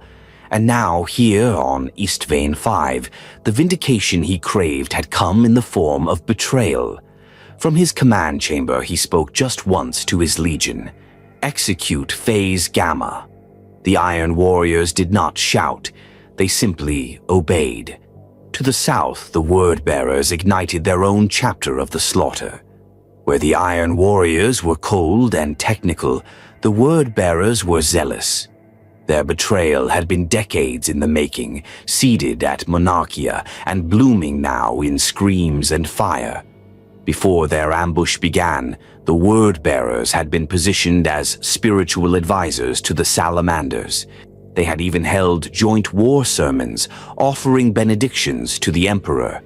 Chaplains of both legions had stood shoulder to shoulder. Now the word-bearers chanted in the tongue of the warp. They raised their Crozius arcanums and bludgeoned the salamanders beside them. Demonic fire erupted from censers. Dark rituals, hidden beneath the veneer of Imperial faith, burst into life. Entire battle groups of word-bearers shed their disguises, armor repainted with the burning script of the dark gods. Symbols once muted now flared with unnatural color, glowing with warp-born energy. And with them came their monsters. Gal Vorbak, the first possessed Astartes, moved among the word-bearers like wraiths of annihilation. These were no longer men. These were Astartes, whose flesh had been fused with warp entities, demons caged within bone and ceramite. Their forms twisted, their limbs mutated. They tore through loyalist lines with inhuman fury. Salamanders who had trained alongside these warriors now died by their claws, their organs torn out, their armor crushed. Vulcan's sons, among the most stalwart and physically resilient in the Imperium, were brought down not by superior force, but by unreal force. In the sky above, the Night Lords descended once more. They brought terror with them. Unlike the word-bearers, they did not chant. Unlike the Iron Warriors, they did not organize by code. Their battlefield doctrine was simple: spread panic, break order, shatter the will to resist. The Night Lords' attack was marked not by formation, but by spectacle. They used fear as their primary weapon. Marines were crucified on shattered drop pods, their corpses used as beacons for ambushes. Vox hackers sent false cries for help, luring squads into kill zones before cutting the signal with a cackle. Strobing lights and sonic emitters disoriented loyalist defenders in the ash storms, forcing them to shoot at shadows. Conrad Kurz himself had taken the field. The Night Haunter moved through the Raven Guard's ranks like a blade of inevitability. Corax's scouts found their own trails overwritten, their safe houses breached. Even the Raven Guard, masters of guerrilla warfare, were not prepared for what the Night Lords had become. It wasn't war they fought, it was predation. And in the chaos, the Alpha Legion delivered the final stroke. Unlike their traitor kin, the Alpha Legion did not announce themselves. They did not unveil new heraldry. They did not yell their betrayal across the Vox. They simply disappeared, and then reappeared where they weren't supposed to be. Command bunkers collapsed after demolition charges were placed by Alpha Legion's saboteurs, posing as Iron Hands Tech Marines. Lehman Russ pattern tanks exploded from within, their machine spirits corrupted. Missile launches were overridden. Drop site landing coordinates were replaced with false zones, guiding survivors into traitor-held areas where they were surrounded and exterminated. There were even reports, unconfirmed but persistent, that Alpha Legionnaires had masqueraded as loyalist officers in the opening hours of the battle, issuing false orders and sending whole companies to their deaths. Some Iron Hands commanders received direct communication from what appeared to be Ferrus Manus himself. His voice, his cadence, his authority. It wasn't him, it was mimicry. Alpha Legion war tech exploiting captured voice prints to lead loyalists astray. As the Alpha Legion sowed disinformation, the other three traitor legions reaped the harvest in blood. Everywhere, loyalists began to break apart. Cohesion, so vital to Astartes warfare, collapsed. Vox channels were compromised. Unit identifiers were scrambled. It became impossible to know who was still loyal, who was dead, and who had been a traitor from the start. Some units, surrounded and unable to re-establish contact, made last stands where they could. Others attempted retreat, only to find their evacuation zones consumed in flame. It was no longer a battle. It was a cleansing. And the four traitor legions did not slow. They advanced now with confidence. The facade was gone. The illusion had done its job. Their prey was wounded, disoriented, and scattered. Ferrus Manus, still deep in the heart of the battlefield, could feel the storm gathering. He had driven forward, unaware that his legion was being torn apart behind him. He knew now, too late, that they had walked into a designed annihilation. Vulcan, holding ground near a broken Prometheum processing tower, began regrouping with salamander remnants, forming a last line of resistance. He was fighting not for victory, but for the chance to die with honor. Corax, ever the shadow, had vanished into the haze, pulling what remained of his Raven Guard with him into the outer fringes. Even in betrayal, he sought survival. Behind them, the 4 legions swept forward like a firestorm, methodical and unstoppable. Their allegiance was no longer in doubt. Their purpose was no longer hidden. The masks had fallen, and in their place stood monsters wearing the faces of brothers. There is a sound to betrayal. It is not a shout, not a scream.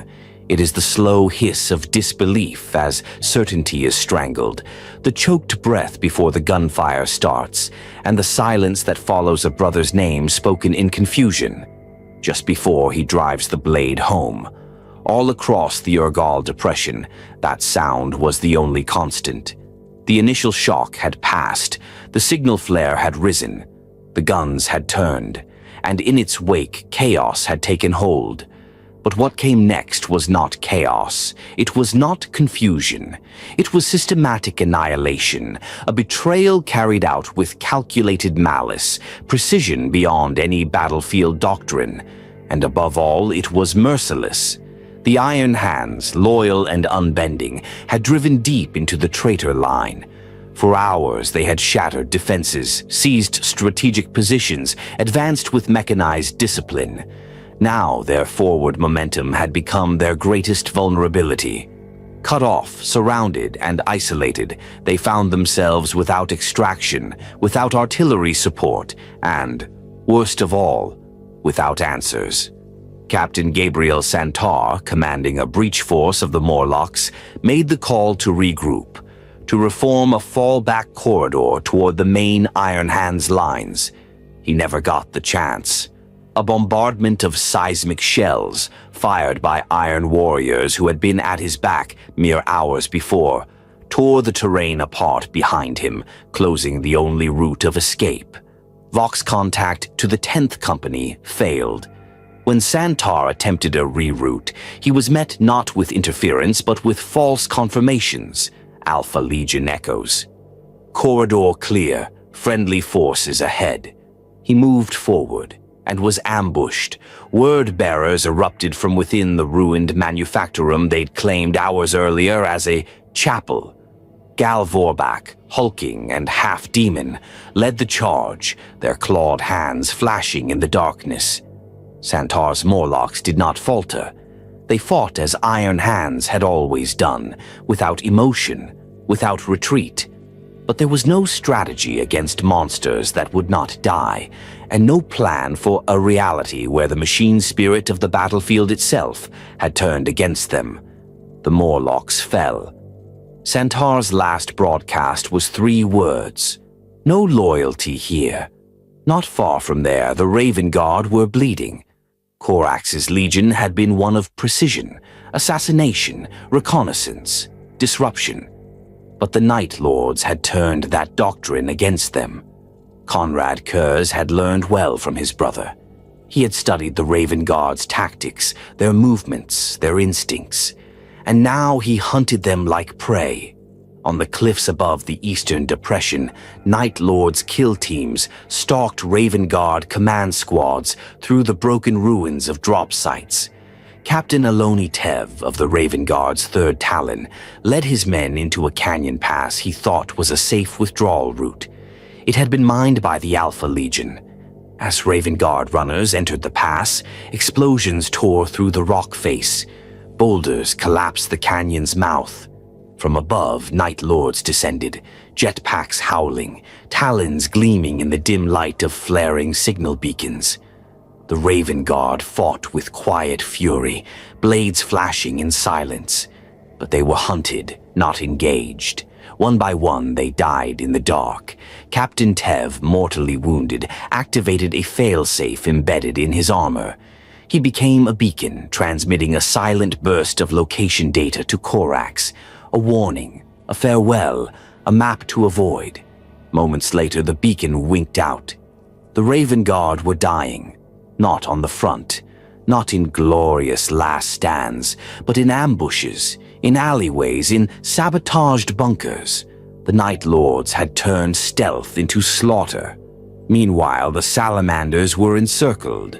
Vulcane, the Lord of Fire, had rallied what remained of his legion to the north of the depression, near a shattered Prometheum silo where flames still licked the sky. There, amidst the wreckage of what had once been a fuel depot, he forged a redoubt, strong points manned by fire drakes, trench lines reforged with melta charges, and hastily repurposed dropships turned into fixed gun platforms. But there was no fortress strong enough to weather betrayal on this scale. The word-bearers came first. Their formations weren't erratic or frenzied. They were devotional. Each charge was preceded by a litany. Each mortar strike was accompanied by a chant. They advanced in lockstep, shields raised, blades drawn, banners raised high. And behind them walked the possessed. These were no longer astartes. The Gal Vorbach were joined by new monstrosities, warped brethren twisted into shrieking demonic fusions. Some scuttled on too many limbs. Others hovered in defiance of gravity, their bodies wreathed in etheric flame. The warp had come to Isstvan V, and it came wearing the armor of suns. Vulcan stood at the heart of the defense, wielding the massive warhammer Dawnbringer, his presence a beacon of hope to his warriors. Where he walked, the word-bearers faltered. He shattered demons with each blow, casting their howling forms back into the immaterium. Around him, the fire drakes formed an immovable core, defending salamanders wounded and weary. But they were running out of space, out of air, out of time. The Iron Warriors had moved in behind them, cutting off retreat with walls of siege tanks. Even as the salamanders held the line, the circle of fire closed tighter. On the western front, Ferrus Manus had finally received confirmation. The second wave had turned. His knuckles, always encased in living metal, clenched so hard that the ground beneath him cracked. He had suspected. Now he knew. It wasn't just Fulgrim. It wasn't just Horus. It was Perturabo, Lorgar, Kurz, Alfarius. His brothers, half of them, had sold their oaths, their legions, their souls. He said nothing. He simply turned back. Ferrus had led the charge deep into the Urgal line. Now he reversed it, cutting his way through bunkers and trenches no longer empty. Enemy now surged from every corridor. Emperor's children, the ones Fulgrim had left behind, met him with drawn blades and laughter. They mocked him. They spoke of perfection. They spoke of change. They spoke of how everything Ferrus stood for was obsolete. He responded with war. And behind him, the remnants of the Iron Hands followed. They were fragmented, scattered, but not broken.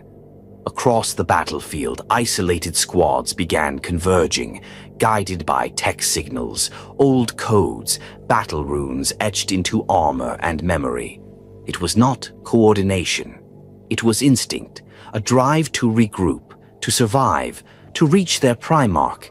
The betrayal was no longer a secret. It was everywhere. Loyalist forces scattered across Isstvan V began to understand. There would be no reinforcements, no rescue.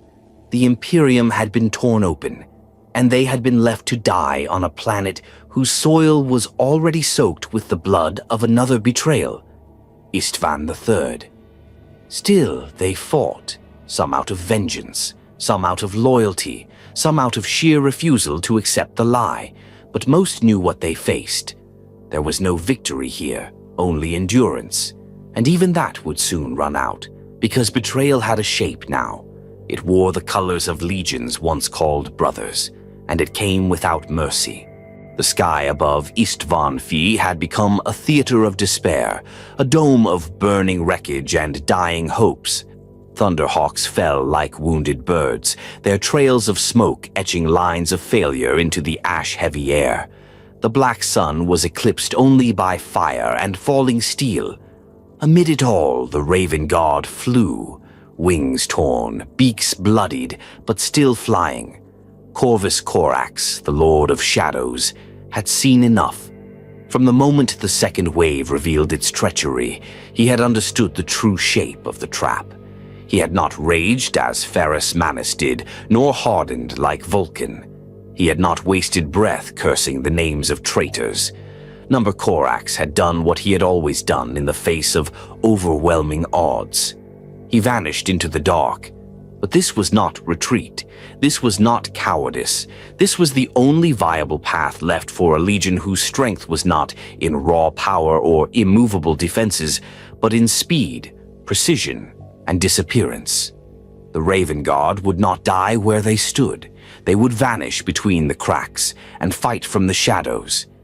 Corax had issued the order himself. Disperse, regroup, escape where you can, survive. There was no pride in it, no heroic farewell, just the cold truth of war when all other options had been taken. His sons understood. They obeyed without hesitation, and so began the Raven's last flight. Across the broken contours of the Urgal Depression, Raven Guard squads melted away from active fronts. They disengaged mid-fight using smoke grenades and jetpack thrusts to peel away from traitor ambushes. Others abandoned fortified positions under the cover of bombing runs, slipping through burning trench lines into the blasted terrain beyond. The Night Lords tried to follow. Conrad Kurz, reveling in the unraveling of order, had dispatched dozens of hunter-killer teams to chase the fleeing Raven Guard through the cliffs, tunnels, and canyons that ringed the battlefield. But the Raven Guard were masters of evasion. They did not flee in a straight line.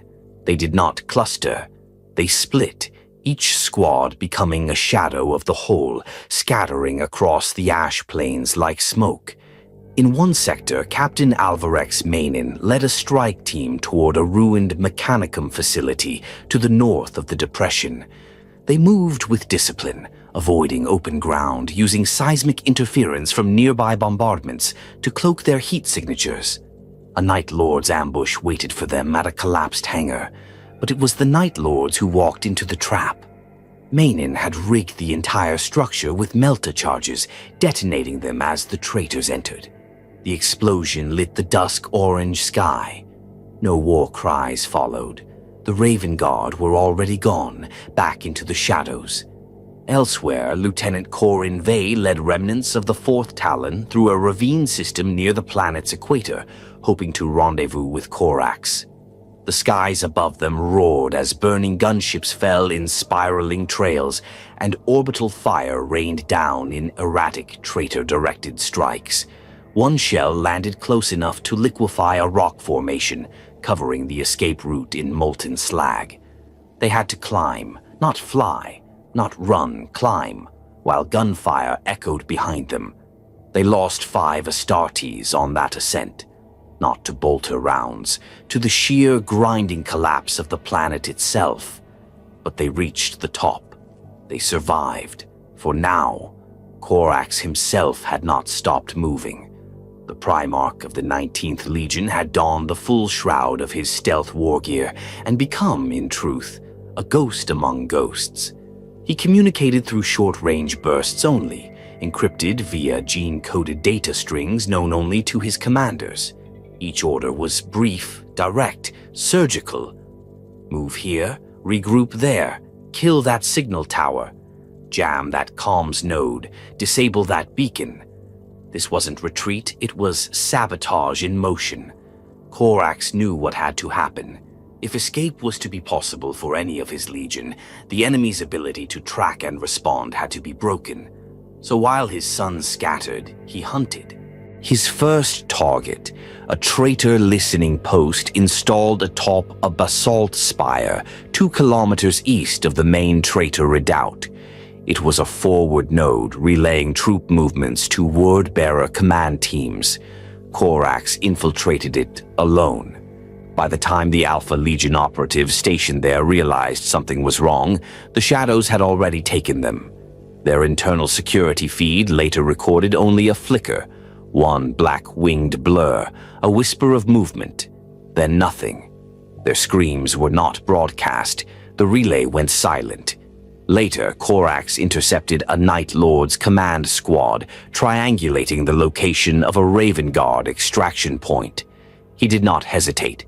He dropped from the sky like a blade and tore through them in seconds.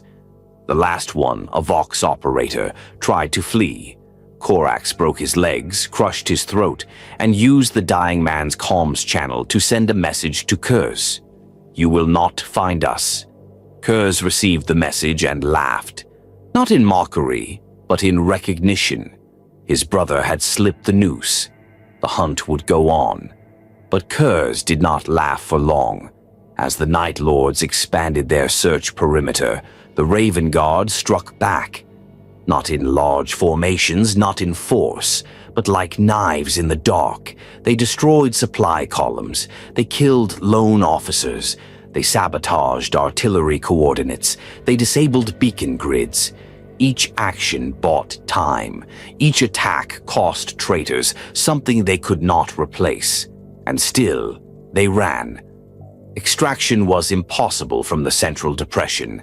Every known LZ had been compromised, so the Raven Guard adapted. They began transmitting encrypted bursts to the edge of the system, pleas for reinforcements, or perhaps just witnesses to their deaths. Miraculously, someone answered. The Sisypheum, a strike cruiser of the Iron Hands, had avoided destruction in orbit and was holding position in the planet's upper atmosphere. She had taken damage. Her crew was few, but she was alive, and she could extract. Corax shifted the pattern of the escape. He ordered his scattered companies to converge at 3 coordinates along the fractured basalt cliffs north of the depression. The plan was simple: surge, scatter, extract. Dozens of squads began moving, under cover of dusk, aided by the broken Vox traffic caused by previous sabotage. They moved fast, light, wounded. The Night Lords noticed. Pursuit began again. One by one, extraction sites flared to life. The Sisypheum's gunship bays deployed emergency dropships, flanked by escort fighters. They had no time for clean landings. Ships slammed into makeshift zones, ramps dropping before they'd even settled. Raven Guard clambered aboard under fire, laying down covering salvos with bolters on full auto. At one site, a traitor missile struck a Thunderhawk just before it lifted. Corax, watching from a nearby ridge, turned away. There was nothing he could do. But the rest lifted. In total, of the 19,000 Raven Guard who had come to Isstvan V, less than 3,000 escaped.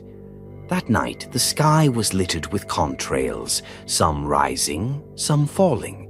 In the silence of the upper atmosphere, the Sisypheum opened its hangar bays to the wounded and dying. Corax himself was the last aboard, his armor torn, his gauntlet smoking from deflected plasma. He said nothing. He looked back once through the view screen at the burning world below. Then he turned away. The Raven had flown, but his wings were broken, and the storm had only just begun. The air was thick with heat, not just from flame and ash, but from the weight of treachery. The Urgal depression, already soaked in the blood of 1,000 astartes, now narrowed like the throat of a noose. Among shattered bunkers and molten rock, Ferrus Manus, primarch of the Iron Hands, forged his final path. He was not retreating. He was advancing, as he always had, toward confrontation, toward reckoning. He had seen the betrayal unfold. He had heard the death cries of his sons through a fractured Vox. He had watched the storm break over the heads of his brothers, and he had chosen his response not from panic or sorrow, but from certainty. There was one man responsible for this. Fulgrim, his brother, his executioner, his killer, his twin in creation, opposite in conviction. The name no longer stirred memory, only purpose. Ferris had first suspected the scale of betrayal during the early hours of the battle, when Iron Warrior artillery had shifted fire onto Iron Hand's rear positions with unnatural timing and precision. But it wasn't until word-bearers began cutting through medici stations and the Night Lords began slashing apart Vox relays with sadistic glee that the truth was undeniable. They hadn't been sent as reinforcements, they had been sent to kill. And still, Ferris had not slowed. He gathered every Iron Hand within reach, shattered squads, wounded sergeants, even dreadnoughts running low on reactor stability. He pulled them together not as a full legion, but as a fist of vengeance, and drove them straight through the heart of the Emperor's children positions near the central plateau. He did not waste time with speeches. He did not mourn. He went to kill Fulgrim. The Emperor's children, though transformed by excess and madness, still retained something of their once formidable structure. Phoenix Terminators, once exemplars of elegance and skill, now moved like duelists possessed, their movements exaggerated to the point of the obscene. Noise Marines howled across Vox channels with weapons that tore nerves as much as they tore flesh. But they were not prepared for Ferris. The Iron Hands had always moved with cold, machine precision. Now, that precision became something else. A storm of anger without sound, without pause. Bolters thundered, plasma coils hissed. Ferris himself led every charge, his warplate scorched, his metallic hands soaked in ichor, and his blade, Fireblade, carving a burning path through his brother's sons. One by one, the Emperor's children fell back. They did not rout, they danced, they sang, they taunted. But they gave ground, because Ferris was coming, and no art or pleasure could stand against his will. He was heading toward a broken amphitheater, a ruined pre-Imperial structure built into the eastern ridge of the Depression. Vox pings, decoded by the Iron Hand's remaining tech marines, indicated Fulgrim's presence there. But more than signals, Ferris felt it. Fulgrim had always enjoyed drama. The setting was no accident, a stage for something final. Ferris said nothing as he approached it, flanked by his Morlocks and what few Iron Hands remained. The structure loomed ahead, half swallowed by earth and smoke, its skeletal arches rising like ribs around a blackened heart. No guard stood at its entrance, no traps lay in wait, only silence. They entered the ruin, and there, standing amid broken statues and cracked marble, was Fulgrim. He had changed. His armor, once pristine and chased with gold filigree, now rippled with unnatural life. His eyes, once luminous with arrogance, now glowed with something deeper, something old. His face bore the beauty of a god and the madness of a demon. He smiled when he saw Ferris. "Brother," he said, voice silk over blades, "you came." Ferris did not speak. He charged. Fireblade swung in a brutal arc, cleaving through the plinth Fulgrim had stood beside. Fulgrim parried with the layer blade, a Xenos-forged weapon, its curved edge whispering as it moved. Sparks flew. The impact shook the amphitheater. The brothers clashed with the fury of demigods, their blows cratering stone and shattering air. Fulgrim was fast, faster than Ferris remembered. Each motion carried not just skill, but the warp-born power of something else. He spun and twirled, laughing as he struck, a deadly dance of silver and violet. Ferris was not fast, he was unstoppable. Where Fulgrim was grace, Ferris was gravity. He brought his fists down like thunderbolts. He shattered columns to throw debris. He drove Fulgrim back, inch by inch, blow by blow. The duel echoed with fury, sparks, and screams as iron met betrayal. Their battle raged across the amphitheater, two primarchs locked in a private war while the galaxy bled outside. The layer blade cut deep into Ferris's warplate, scoring his shoulder. Fireblade, in return, sheared off a portion of Fulgrim's armor, drawing golden blood. But for all his rage, Ferris began to slow, not because he lacked will, but because something else had awakened in Fulgrim. He began to speak mid-duel, not words of anger, but of destiny, of freedom, of a higher order beyond the Emperor. He spoke of gods and pleasure, of sensation as truth, of pain as a language the Emperor had tried to silence. Ferris roared in answer and struck again, but Fulgrim caught the blow, not with skill, with power. The layer blade hissed as Fulgrim parried and twisted. His other hand, bare, pale, and impossibly strong, slammed into Ferris's chest plate. The Iron Hand's Primarch was thrown back, cracking through a column. For the first time, Ferris staggered. Fulgrim's face twisted, not with malice, but with a kind of blissful sorrow. "You never understood," he whispered. Then he struck. The layer blade moved faster than thought. A blur of curved steel, warped by the warp itself, it arced in a perfect cut, and Ferris's blade arm fell. He didn't scream. He surged forward instead, headbutting Fulgrim, breaking the traitor's nose with a sound like shattering porcelain. Blood sprayed across Fulgrim's face, and the Prince of Excess laughed, truly laughed. It was then that Fulgrim ended it. In a motion both sorrowful and serene, he stepped forward, raised the layer blade, and beheaded his brother. Ferris Manus's body dropped to its knees, blood jetting from the neck. His head fell to the broken floor, bouncing once, then resting on its side, eyes open, staring into nothing. Fulgrim stood over him, panting, his chest rising and falling. He wept. Or perhaps he only smiled through the tears. No one knows. Moments later, his personal guard arrived, sons of the Emperor's children, their armor twisted, their features rapturous. He held up the head of Ferris Manus. "This," he said, voice echoing through the amphitheater, "is the price of ignorance." And with that, the last hope of the Iron Hands died. Their Primarch had fallen. The hammer of the Loyalists was broken, and the massacre was complete. The Urgal Depression, once a crater of shifting smoke and ancient ruins, had become a furnace.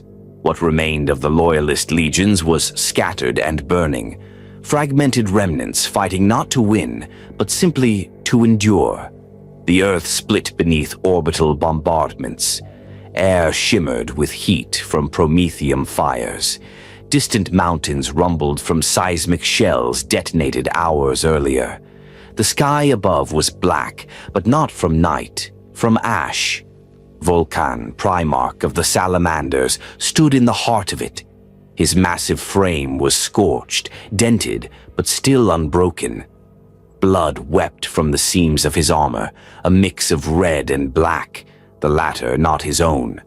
Around him, fewer than 1,000 of his legions still stood. Each bore the signs of war beyond endurance. Armor patched with battlefield salvage, flamers scavenged from dead squads, vox links reduced to hand signals, but their eyes burned with the same fire as their fathers. They had become a wall, not a wall of stone meant to last forever, but a wall of flame meant to consume. This was no longer war. This was resistance. Following the betrayal of the second wave, Vulcan had pulled every available salamander into a defensive crescent anchored around the ruins of a pre-imperial refinery. Tall smokestacks, cracked but still standing, formed a natural barrier against artillery fire. Trenches were dug with bare hands. Burning promethium was channeled into choke points. Every approach was turned into a kill zone. Vulcan himself led the construction. He didn't order. He worked, dug, hauled, ignited. His sons followed him not because he was a primarch, but because he still stood, unyielding when the galaxy had turned upside down. This would be their last stand. Across the basin, the word-bearers advanced with chanting lips and blood-slick blades.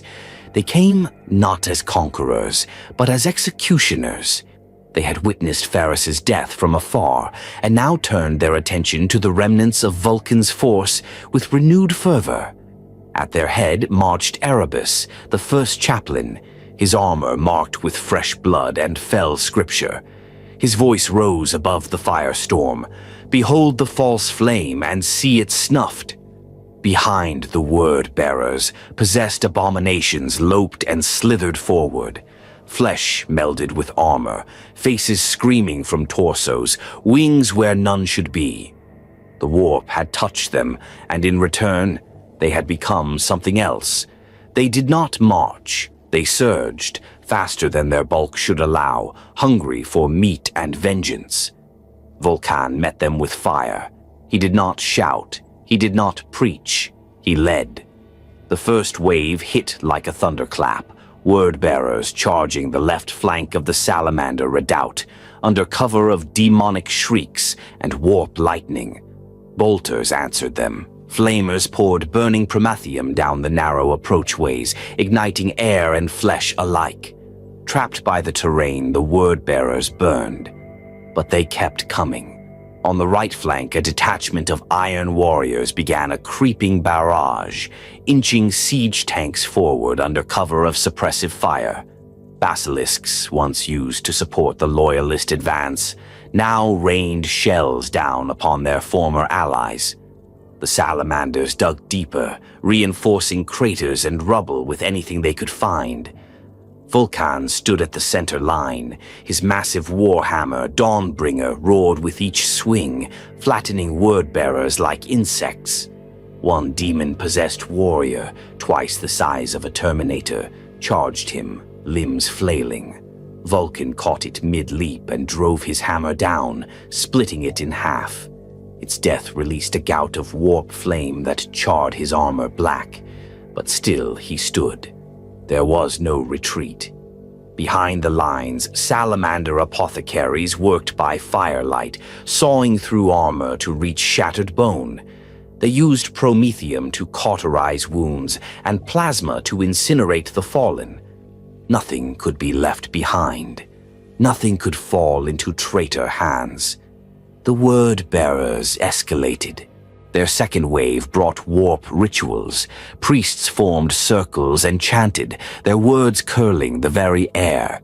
From torn rifts in reality emerged new horrors, furies, hellblades, warp echoes of slain loyalists, their forms twisted by raw malice. These were not weapons of war. These were torments. But the salamanders had endured torments before. In one trench, Captain Enbel Sarum stood knee-deep in blood and burning oil, holding a meltagun in one hand and the broken blade of a fire drake in the other. When a possessed Night Lord landed in his foxhole, wreathed in shadow and barbed wings, Sarum did not scream. He ignited his meltagun at point-blank range, reducing the creature to slag. In another crater, Chaplain Barthul, his skull helm cracked and eye lenses ruined, preached the final rites, not from a book, but from memory. His voice was calm, steady, as he laid his last 8 warriors to rest under fire. Then he charged, Crozius raised high, into a tide of word-bearers. He did not survive, but none of them reached the inner line. Still, the circle of fire narrowed. By mid-cycle, Vulcan had lost another 200 warriors. His vox was filled with static and broken calls for reinforcement that would never come. The Raven Guard had escaped. The Iron Hands were shattered. There was no help coming. He turned to his surviving commanders. They stood in a semicircle, each bloodied, each silent. "Hold the flame," Vulcan said. "If it must die, it will die on our terms." They answered as one. "In fire we are reborn." That was the last time the salamanders spoke as a legion on Isstvan V. The final assault began not with a charge, but with silence. Erebus and his word-bearer stopped. They formed a line, shoulder to shoulder, and raised their arms. The warp shimmered. Reality tore. A great beast stepped through. It had no name, only form, a colossal demon, its body a fusion of molten metal and churning flesh, its voice a symphony of screaming mouths. It towered above the battlefield, eyes burning like stars. It moved forward, not with rage, but with purpose. The last bastion of the salamanders prepared to meet it. Vulcan did not flinch. He climbed the nearest ridge, Dawnbringer in both hands. Behind him, flames roared. Before him, death walked. He met it head-on. The demon struck first, its clawed arm smashing through the ridge, hurling obsidian and steel. Vulcan answered with a downward hammer blow, cracking the creature's shoulder and sending warp ichor flying. They fought in a fury of fire and ruin, the very ground breaking beneath them. In the end, Vulcan fell, not in cowardice, not in surrender, but unconscious, overwhelmed by the raw immensity of the creature. His body, broken but breathing, was dragged away by word-bearers under Erebus's orders. He would not be killed, not yet. He would be taken. What followed was silence. The fires burned, the trenches emptied. The last salamanders died on their feet, blades glowing red. No survivor was recorded, no reinforcement arrived, only ashes remained. But they did not die in despair. They died holding the line, protecting a flame that would outlive even Isstvan V's black sun. Their resistance was not for victory, it was for honor, and in the deepest void of betrayal they held it. Smoke blanketed the sky above the Urgal depression like a burial shroud. Once it had been a place of ancient silence, geological scars on a dead world. Now it was a cauldron of shattered stone and pulverized dreams. Firestorms drifted over the wreckage of brotherhood. The air tasted of scorched ceramite, ozone, and blood. And through that broken world marched the last of the Iron Hands. What remained of the 10th Legion was a shadow of its former strength. From tens of thousands, only scattered squads remained, disconnected, limping through the wreckage with shattered vox links and ruined armor. Some had lost limbs, others had lost everything but fury. They had no primarch now. Ferrus Manus was dead. The image of his execution, his severed head lifted high in Fulgrim's hand, spread across loyalist vox feeds like a virus. Those who saw it refused to believe it. Some thought it an enemy psyop. Others fell into denial. But the Iron Hands did not weep. They did not shout. They simply stopped waiting. They had come to Isstvan V as tools of retribution, meant to bring the traitors to heel. But now they were no longer an army. They were vengeance given form, not driven by orders, not held together by strategy. They acted on the last fragments of Ferrus's will, seek the enemy, destroy what you can, die with purpose. And so they did. Captain Shadrach Medusin, formerly of Clan Company Cargill, emerged as a nucleus around which the broken survivors began to gather. Medusin had not been part of the main push with Ferrus. His units had been flanking, launching precision strikes on entrenched traitor artillery. When the betrayal came, he had watched Iron Warriors open fire on his own drop zones. He didn't hesitate. He activated Protocol, Medusa Storm. It was not an offensive plan. It was a survival mechanism, one drilled into every Iron Hands officer for worst-case scenarios. It involved breaking down command hierarchy into autonomous kill teams, spreading across a hostile zone, and shutting down everything the enemy relied on. Across the depression, Medusan's men obeyed. One unit, a 5 Astartes squad led by Brother Vaughn, struck a traitor forward operating base using looted gear and black market munitions salvaged from broken wreckage. They breached the command bunker with demolition charges, killed the word-bearer overseers inside, and broadcast a scrambled Iron Hands war hymn across traitor frequencies before detonating the base's reactor.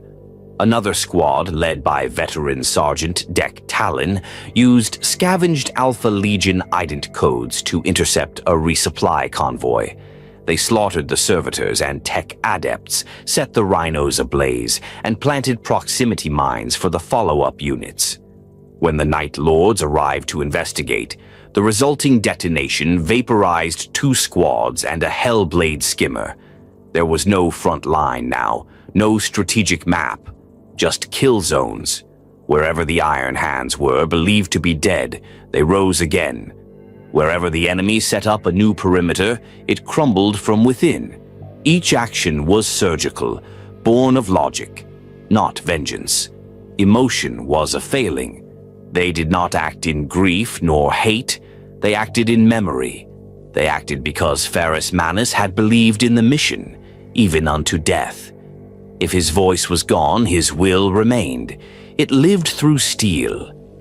Meduson's name began to pass between survivor channels like a talisman, a rally point, a last fragment of hope that hadn't turned to ash. His leadership was not marked by grandeur, but by effectiveness. He adapted. He never sought open combat. He struck where the enemy was weakest and disappeared before retribution came. His kill teams learned to operate without confirmation, without supply, and without any expectation of rescue. They became wraiths among wreckage, but even ghosts need to bleed. In the lower gulch of the Western Depression, an Iron Hands fire team was tracked and cornered by Emperor's Children Raptors, sleek, graceful killers with jetpacks that hissed and screamed as they descended. The Iron Hands fought with stoic precision, downing 2 before being overwhelmed. Their last act was to prime crack charges and detonate their own position, bringing the spire down on all of them. To the north, Meduson's own squad was almost overrun by word-bearer assault engines. A sonic barrage coupled with warp interference fractured their coordination. Medusan lost his second-in-command, Brogar Kell, to a demon-possessed dreadnought that tore him in half. Medusan shot out the beast's reactor core, set his squad to burn the wreckage, and kept moving. They had no time to bury the dead. Even as they fought, traitor forces scoured the region in growing numbers. Fulgrim, flush with the ecstasy of his duel with Ferrus, ordered sweeps of the surrounding terrain. He wanted the body of his fallen brother recovered, if possible. He wanted to parade it. Erebus and Perturabo wanted something else, annihilation. The Alpha Legion, still operating in the background, deployed sensor drones and pattern recognition units to track Iron Hands' movements. But Medusan anticipated their logic. He reversed their assumptions. Kill teams moved in illogical patterns. Some stayed in place for days, feeding false data. Others hit primary objectives without warning. The Alpha Legion never quite pinned them down. But the war of attrition couldn't last. Resources dwindled, rations expired, ammunition was collected from corpses or torn from enemy supply lines. Apothecaries worked with battlefield scrap. Replacement limbs were made from weapon components and burned armor plating. By the end of the 4th day, the Iron Hands weren't even soldiers anymore. They were constructs of survival. Part man, part metal, all mission. On the 5th day, the war changed again. A signal broke through the static. Faint, fragmented, but unmistakably loyalist. It came from high orbit, the Sisypheum, the same strike cruiser that had evacuated Korax and the last of the Raven Guard. Against all odds, it had returned, orbiting behind debris clouds and relying on coded pulses to find survivors. Medusan responded with a location ping, coded in Medusan, encrypted with battle scripts Ferrus had once devised for void-born warfare. We still endure. Extraction possible. Send fire. The Sisypheum answered, but it did not promise a full rescue, only a corridor and a single drop zone. Medusan relayed the data to every Iron Hands unit still active. No rhetoric, no speeches. Break toward Vector Tau 7. Burn what you can. Make your death cost something. And so they ran one final gauntlet.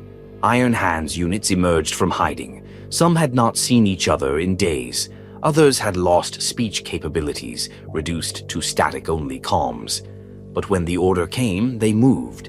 Across ash fields and molten bridges, through collapsed bunkers and mazes of debris. Word-bearers followed. Night Lords dropped from the sky. Artillery pounded the route.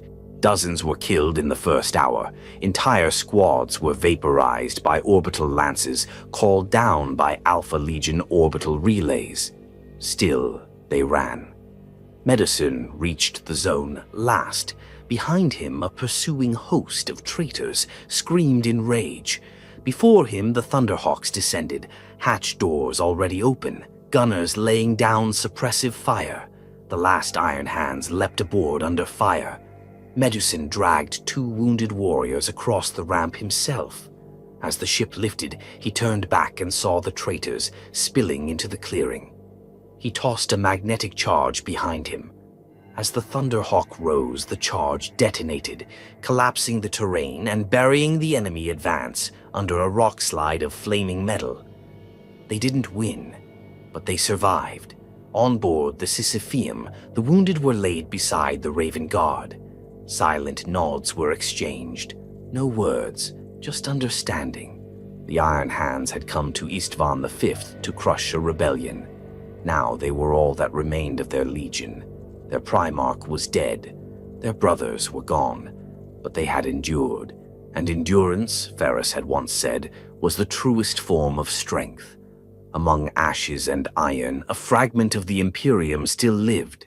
The fires of Isstvan V still burned, but the screams had faded. Where once the Urgal depression had shaken under the footfalls of 10,000 warriors, now it was eerily quiet.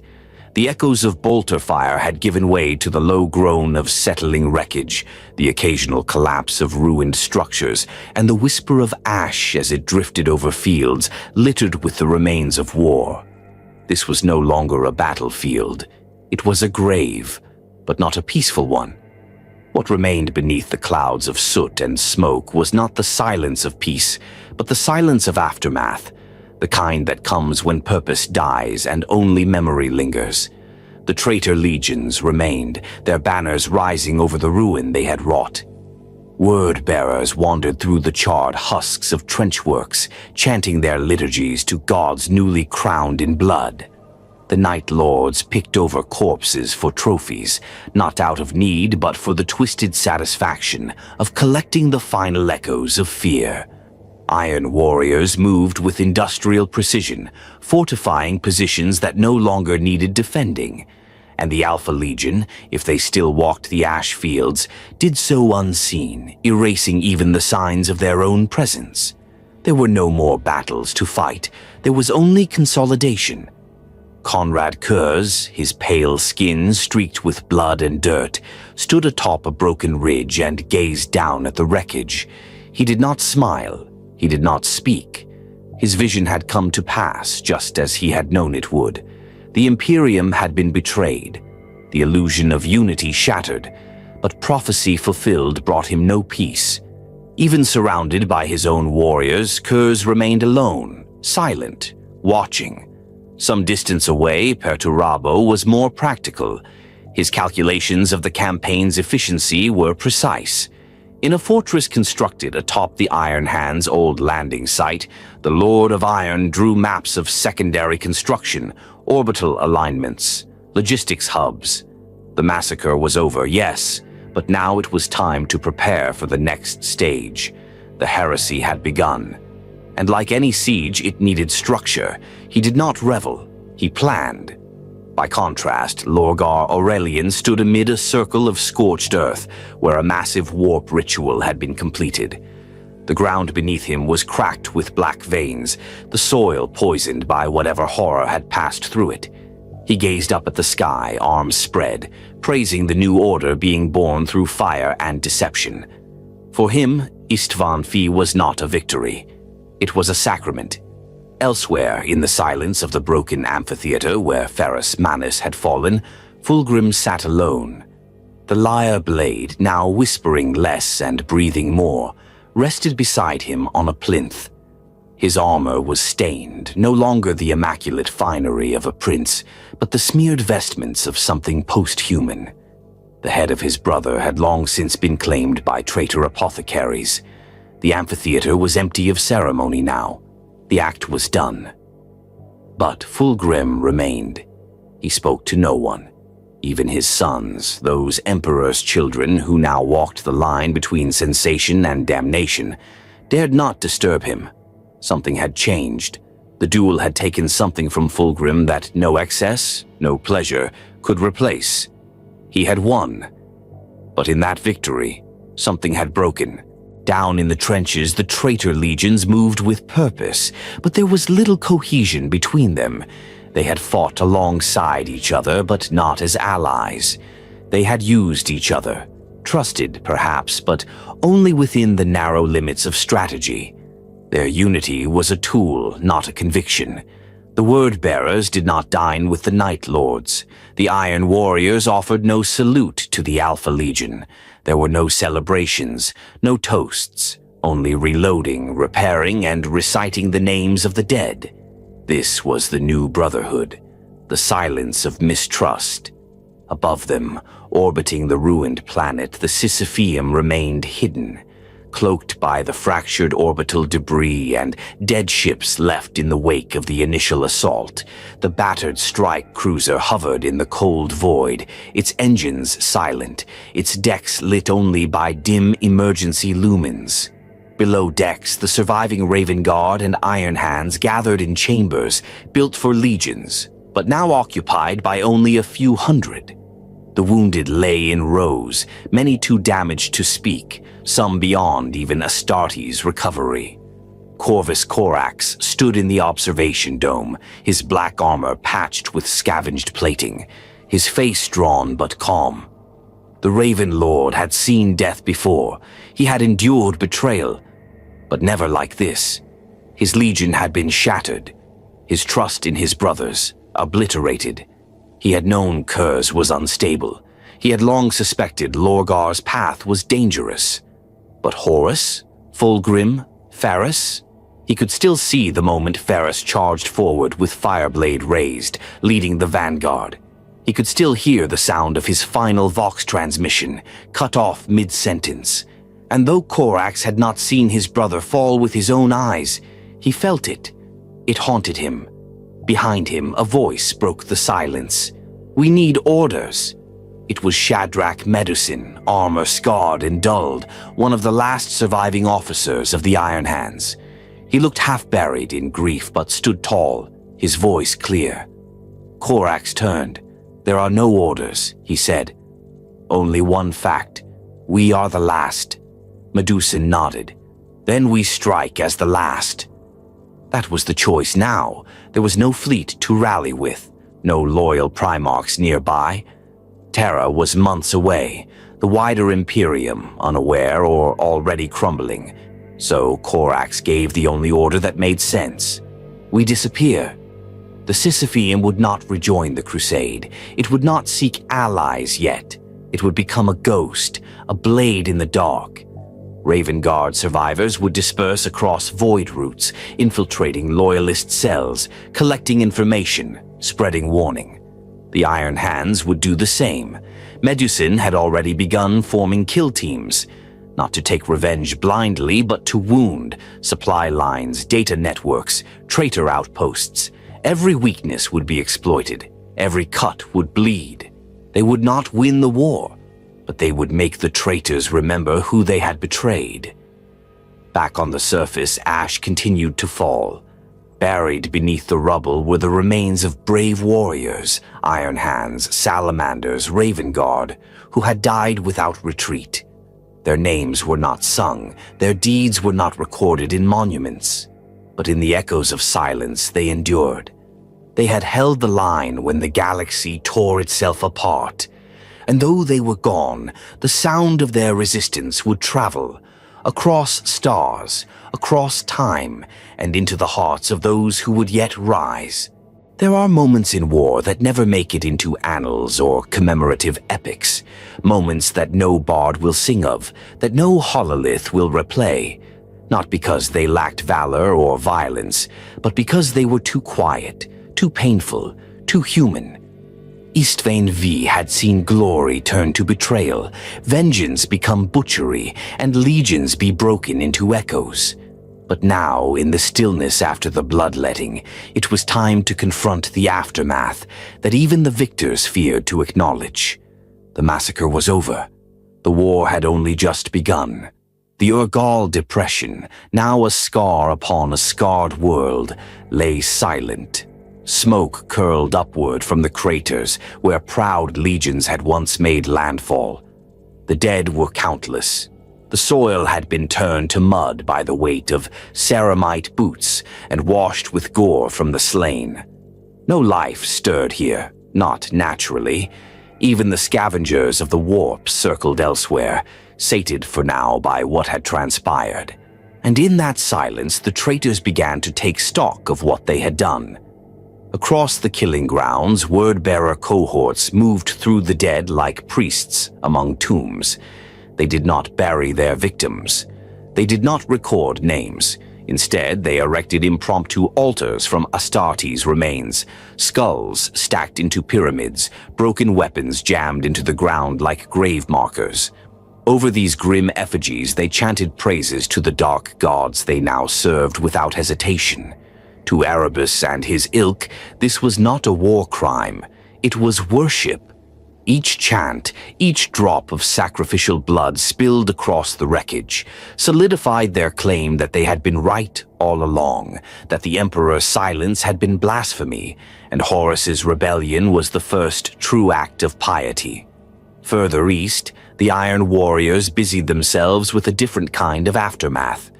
They dismantled ruined fortifications, reverse-engineered salvaged tech from both loyalist and traitor sources, and drew schematics across the scorched stone.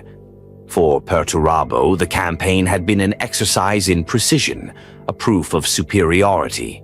He had wanted to prove, not just to his father, but to his brothers, that war was a science, and in science, efficiency mattered more than sentiment. And yet, even the Lord of Iron paused when he saw what remained of the Iron Hands. In one crater, half covered by slag and twisted adamantium, lay the shattered remains of Ferrus Manus's body, headless, dismembered, but unmistakable. No one claimed it. No one dared move it. A perimeter was established, but not to honor the dead. It was containment. Perturabo stood at its edge and said nothing. He gave no order to burn it, to desecrate it, or to display it. Perhaps even in betrayal, some things were too heavy to look upon, but not all shared that hesitation. In the darkened upper tiers of the ruins, Fulgrim stood before the vault where the lyre blade had first been brought to him, his reflection distorted in the curved glass of an ancient mirror. He did not speak to his sons. He had not addressed them since Ferrus fell. He whispered to the blade. His form had changed, subtly at first, but now unmistakably. His armor no longer clung to his body as crafted plate. It flowed like skin molded to thought. His hair shimmered unnaturally, and his eyes, once radiant with narcissism, now glowed with the low intensity of an internal flame. Fulgrim had crossed a threshold that his brothers had only approached. He had not simply accepted corruption. He had embraced it. And yet, he could not rid himself of one lingering thought. The last time Ferrus Manus had looked at him, it was not in rage, nor even shock. It was disappointment. Not far from Fulgrim, his sons danced among ruins, indulging in rites of excess, mutilation, and martial ecstasy. The Emperor's children had crossed their own boundary. No longer warriors in search of perfection, they were now instruments of sensation. They hunted not for objectives, but for experiences. To them, the war was not about the Imperium or the Emperor. It was a canvas, and blood was their paint. Elsewhere, in a place cut off from the others, Alfarius stood in a chamber that had once been a loyalist operations hub. Or perhaps it was Omegon. Even those who served them could no longer tell.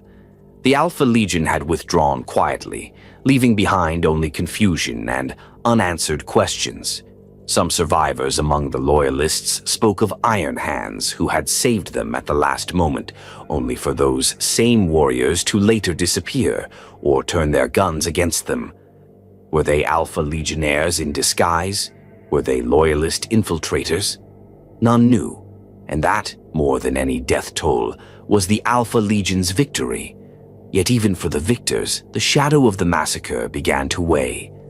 Conrad Kurz wandered alone. He spoke to no one. Not even his Night Lords followed him now. He walked the cliffs overlooking the battlefield, muttering prophecies into the wind. The slaughter had proven him right.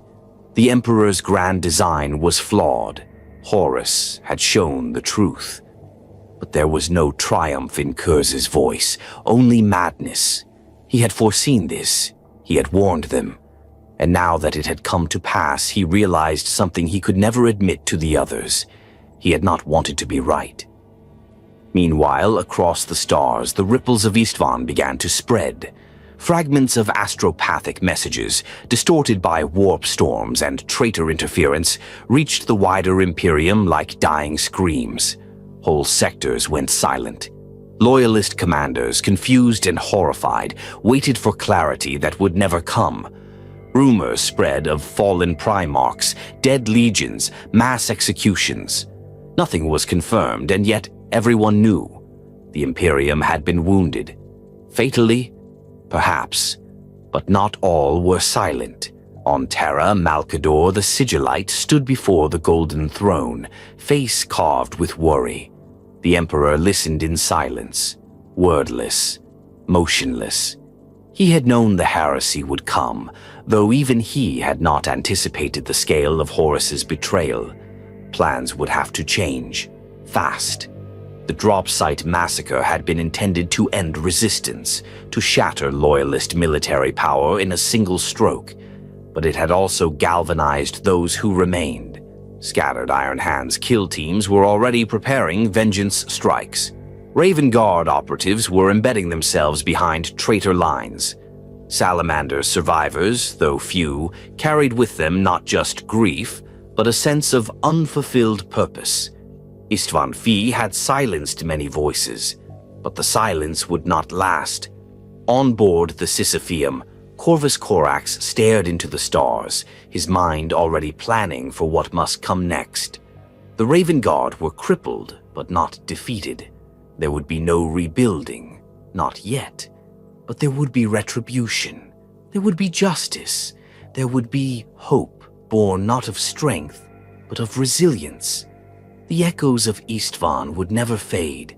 The silence it left behind would one day become a cry, sharp, focused, and burning with memory. And in that cry, the dead would speak again. The last flame guttered out on Isstvan V, and with it, the illusion of Imperial unity vanished into smoke. It had started with hope, 3 legions descending in righteous fury to punish a rebellion before it spread. It ended in silence, betrayal, and ash. The Drop Site Massacre was complete. The Loyalists had been crushed, their primarchs scattered, one dead, one captured, and one fled into the shadows. Thousands upon thousands of astartes lay dead, their armor cracked and blackened, their names burned from memory by the scale of the treachery. And from the ruins of this betrayal, something far greater than a battle emerged. The Horus heresy had truly begun. Though the blood still soaked the soil and the ash still choked the air, the traitors were already moving. They did not pause to reflect or commemorate their victory. There were no banners raised in celebration, no grand declarations made. The massacre had been a first strike, not a finale. The Great Crusade's noble purpose had now been replaced by a darker ambition, a vision not of unity, but of domination. The Emperor's dream had been shattered. In its place, Horus was building a new order. From his command vessel in orbit, the vengeful spirit, War Master Horus Lupercal stood in the Strategium, a galaxy's worth of star maps stretched before him. He had not participated in the ground assault. There had been no need. Isstvan V had merely been a stepping stone, a proving ground to eliminate doubt, to secure loyalty, to burn away the last constraints of conscience. Now he looked beyond it. The legions that had joined him, Word-bearers, Night Lords, Iron Warriors, Alpha Legion, Emperor's Children, had demonstrated their willingness to go to any length. The blood of Ferrus Manus, the broken bodies of the Raven Guard, the tortured screams of the Salamanders, they were the price of clarity. No turning back now. No more half-truths or whispered doubts. They were committed. The die had been cast, and it had landed soaked in blood. On board the vengeful spirit, Erebus stood at Horus's right, murmuring the litanies of the dark gods. The Word-bearer had guided the War Master's fall from faith to damnation, and now he offered visions of the path ahead, terraforming the warp, reshaping humanity, casting down the Emperor from his golden throne. Horus listened, but his thoughts drifted not to gods or glory, but to brothers yet to choose. Robout, Rogel, Jaghatai, even Sanguinius. They were still wild cards, powerful, principled, and dangerous. Some might be swayed, others would resist, but all would soon be forced to pick a side, and Horus knew. With Isstvan, he had sent the loudest possible message. The mask was off. The war was real. Down below, in the remains of the Urgal Depression, the traitor legions prepared their next moves. Perturabo, always methodical, converted the battlefield into a functional fortress. The Iron Warriors disassembled ruined drop pods, fused vehicle wrecks into perimeter bulwarks, and began constructing planetary defense grids. Isstvan V would serve as both rallying point and warning, a place of power and punishment. Any who sought to retake it would find themselves trapped in a crucible of siegecraft and slaughter. Lorgar, his eyes ablaze with fanaticism, led his word-bearers in ritual after ritual. The warp was thin here now, stretched, pulled into the material world by the sheer scale of death and blasphemy. Demonic manifestations flitted at the edges of vision. Real space trembled under their presence. Lorgar didn't just accept it, he welcomed it. Isstvan V was no longer a battlefield, it was becoming a temple. For Conrad Kurz, the conclusion of the massacre brought no peace. The Night Haunter did not revel in victory. He wandered the blackened cliffs in solitude, speaking not to his sons, but to ghosts, real or imagined. He had seen this future, every moment of it. The betrayal, the deaths, the collapse of order. And still it gnawed at him, not because he had been wrong, but because he had been right. His legion continued to hunt the dying. But Kurz was already lost in the wars yet to come. Only Alfarius remained unreadable. The Alpha Legion dispersed without ceremony, their operatives disappearing into the undergrowth, the wreckage, the void. Some returned to their fleet. Others stayed behind, posing as survivors, preparing new layers of misdirection. Alfarius, or was it Omegon, had no interest in claiming victory. His war would not be won through glory, it would be won through control. Meanwhile, in the shadows of the shattered world, the loyalists who remained were left to reconcile their survival with their failure. Corax, aboard the Sisypheum, did not speak for hours after their escape. His armor was caked in blood, his features hollow with guilt. He had issued the order to scatter. He had watched his sons fall in droves. He had fled when he could do no more. Now, adrift in space with only a sliver of his legion, he understood the truth. They were not beaten, but they were irreparably broken. He summoned the remaining commanders of the Raven Guard and Iron Hands. Among them stood Shadrach Medusan, face grim and hands folded behind his back. "This was not the end," Corax said quietly. "This was the beginning." "We strike again?" one of the Raven Guard captains asked. Corax turned his gaze toward the stars. "Number we warn, then we bleed them. From the shadows, we gather our strength not for revenge, but for survival," Medusan added. "And when the time comes, we strike where it hurts most." Aboard the ship, the wounded moaned.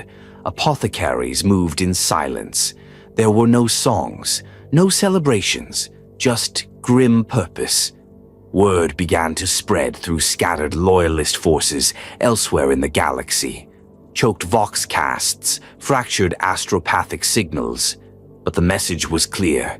Isstvan V is lost. Horus is a traitor. Half the legions have turned. Panic took hold in many sectors. Others began to mobilize.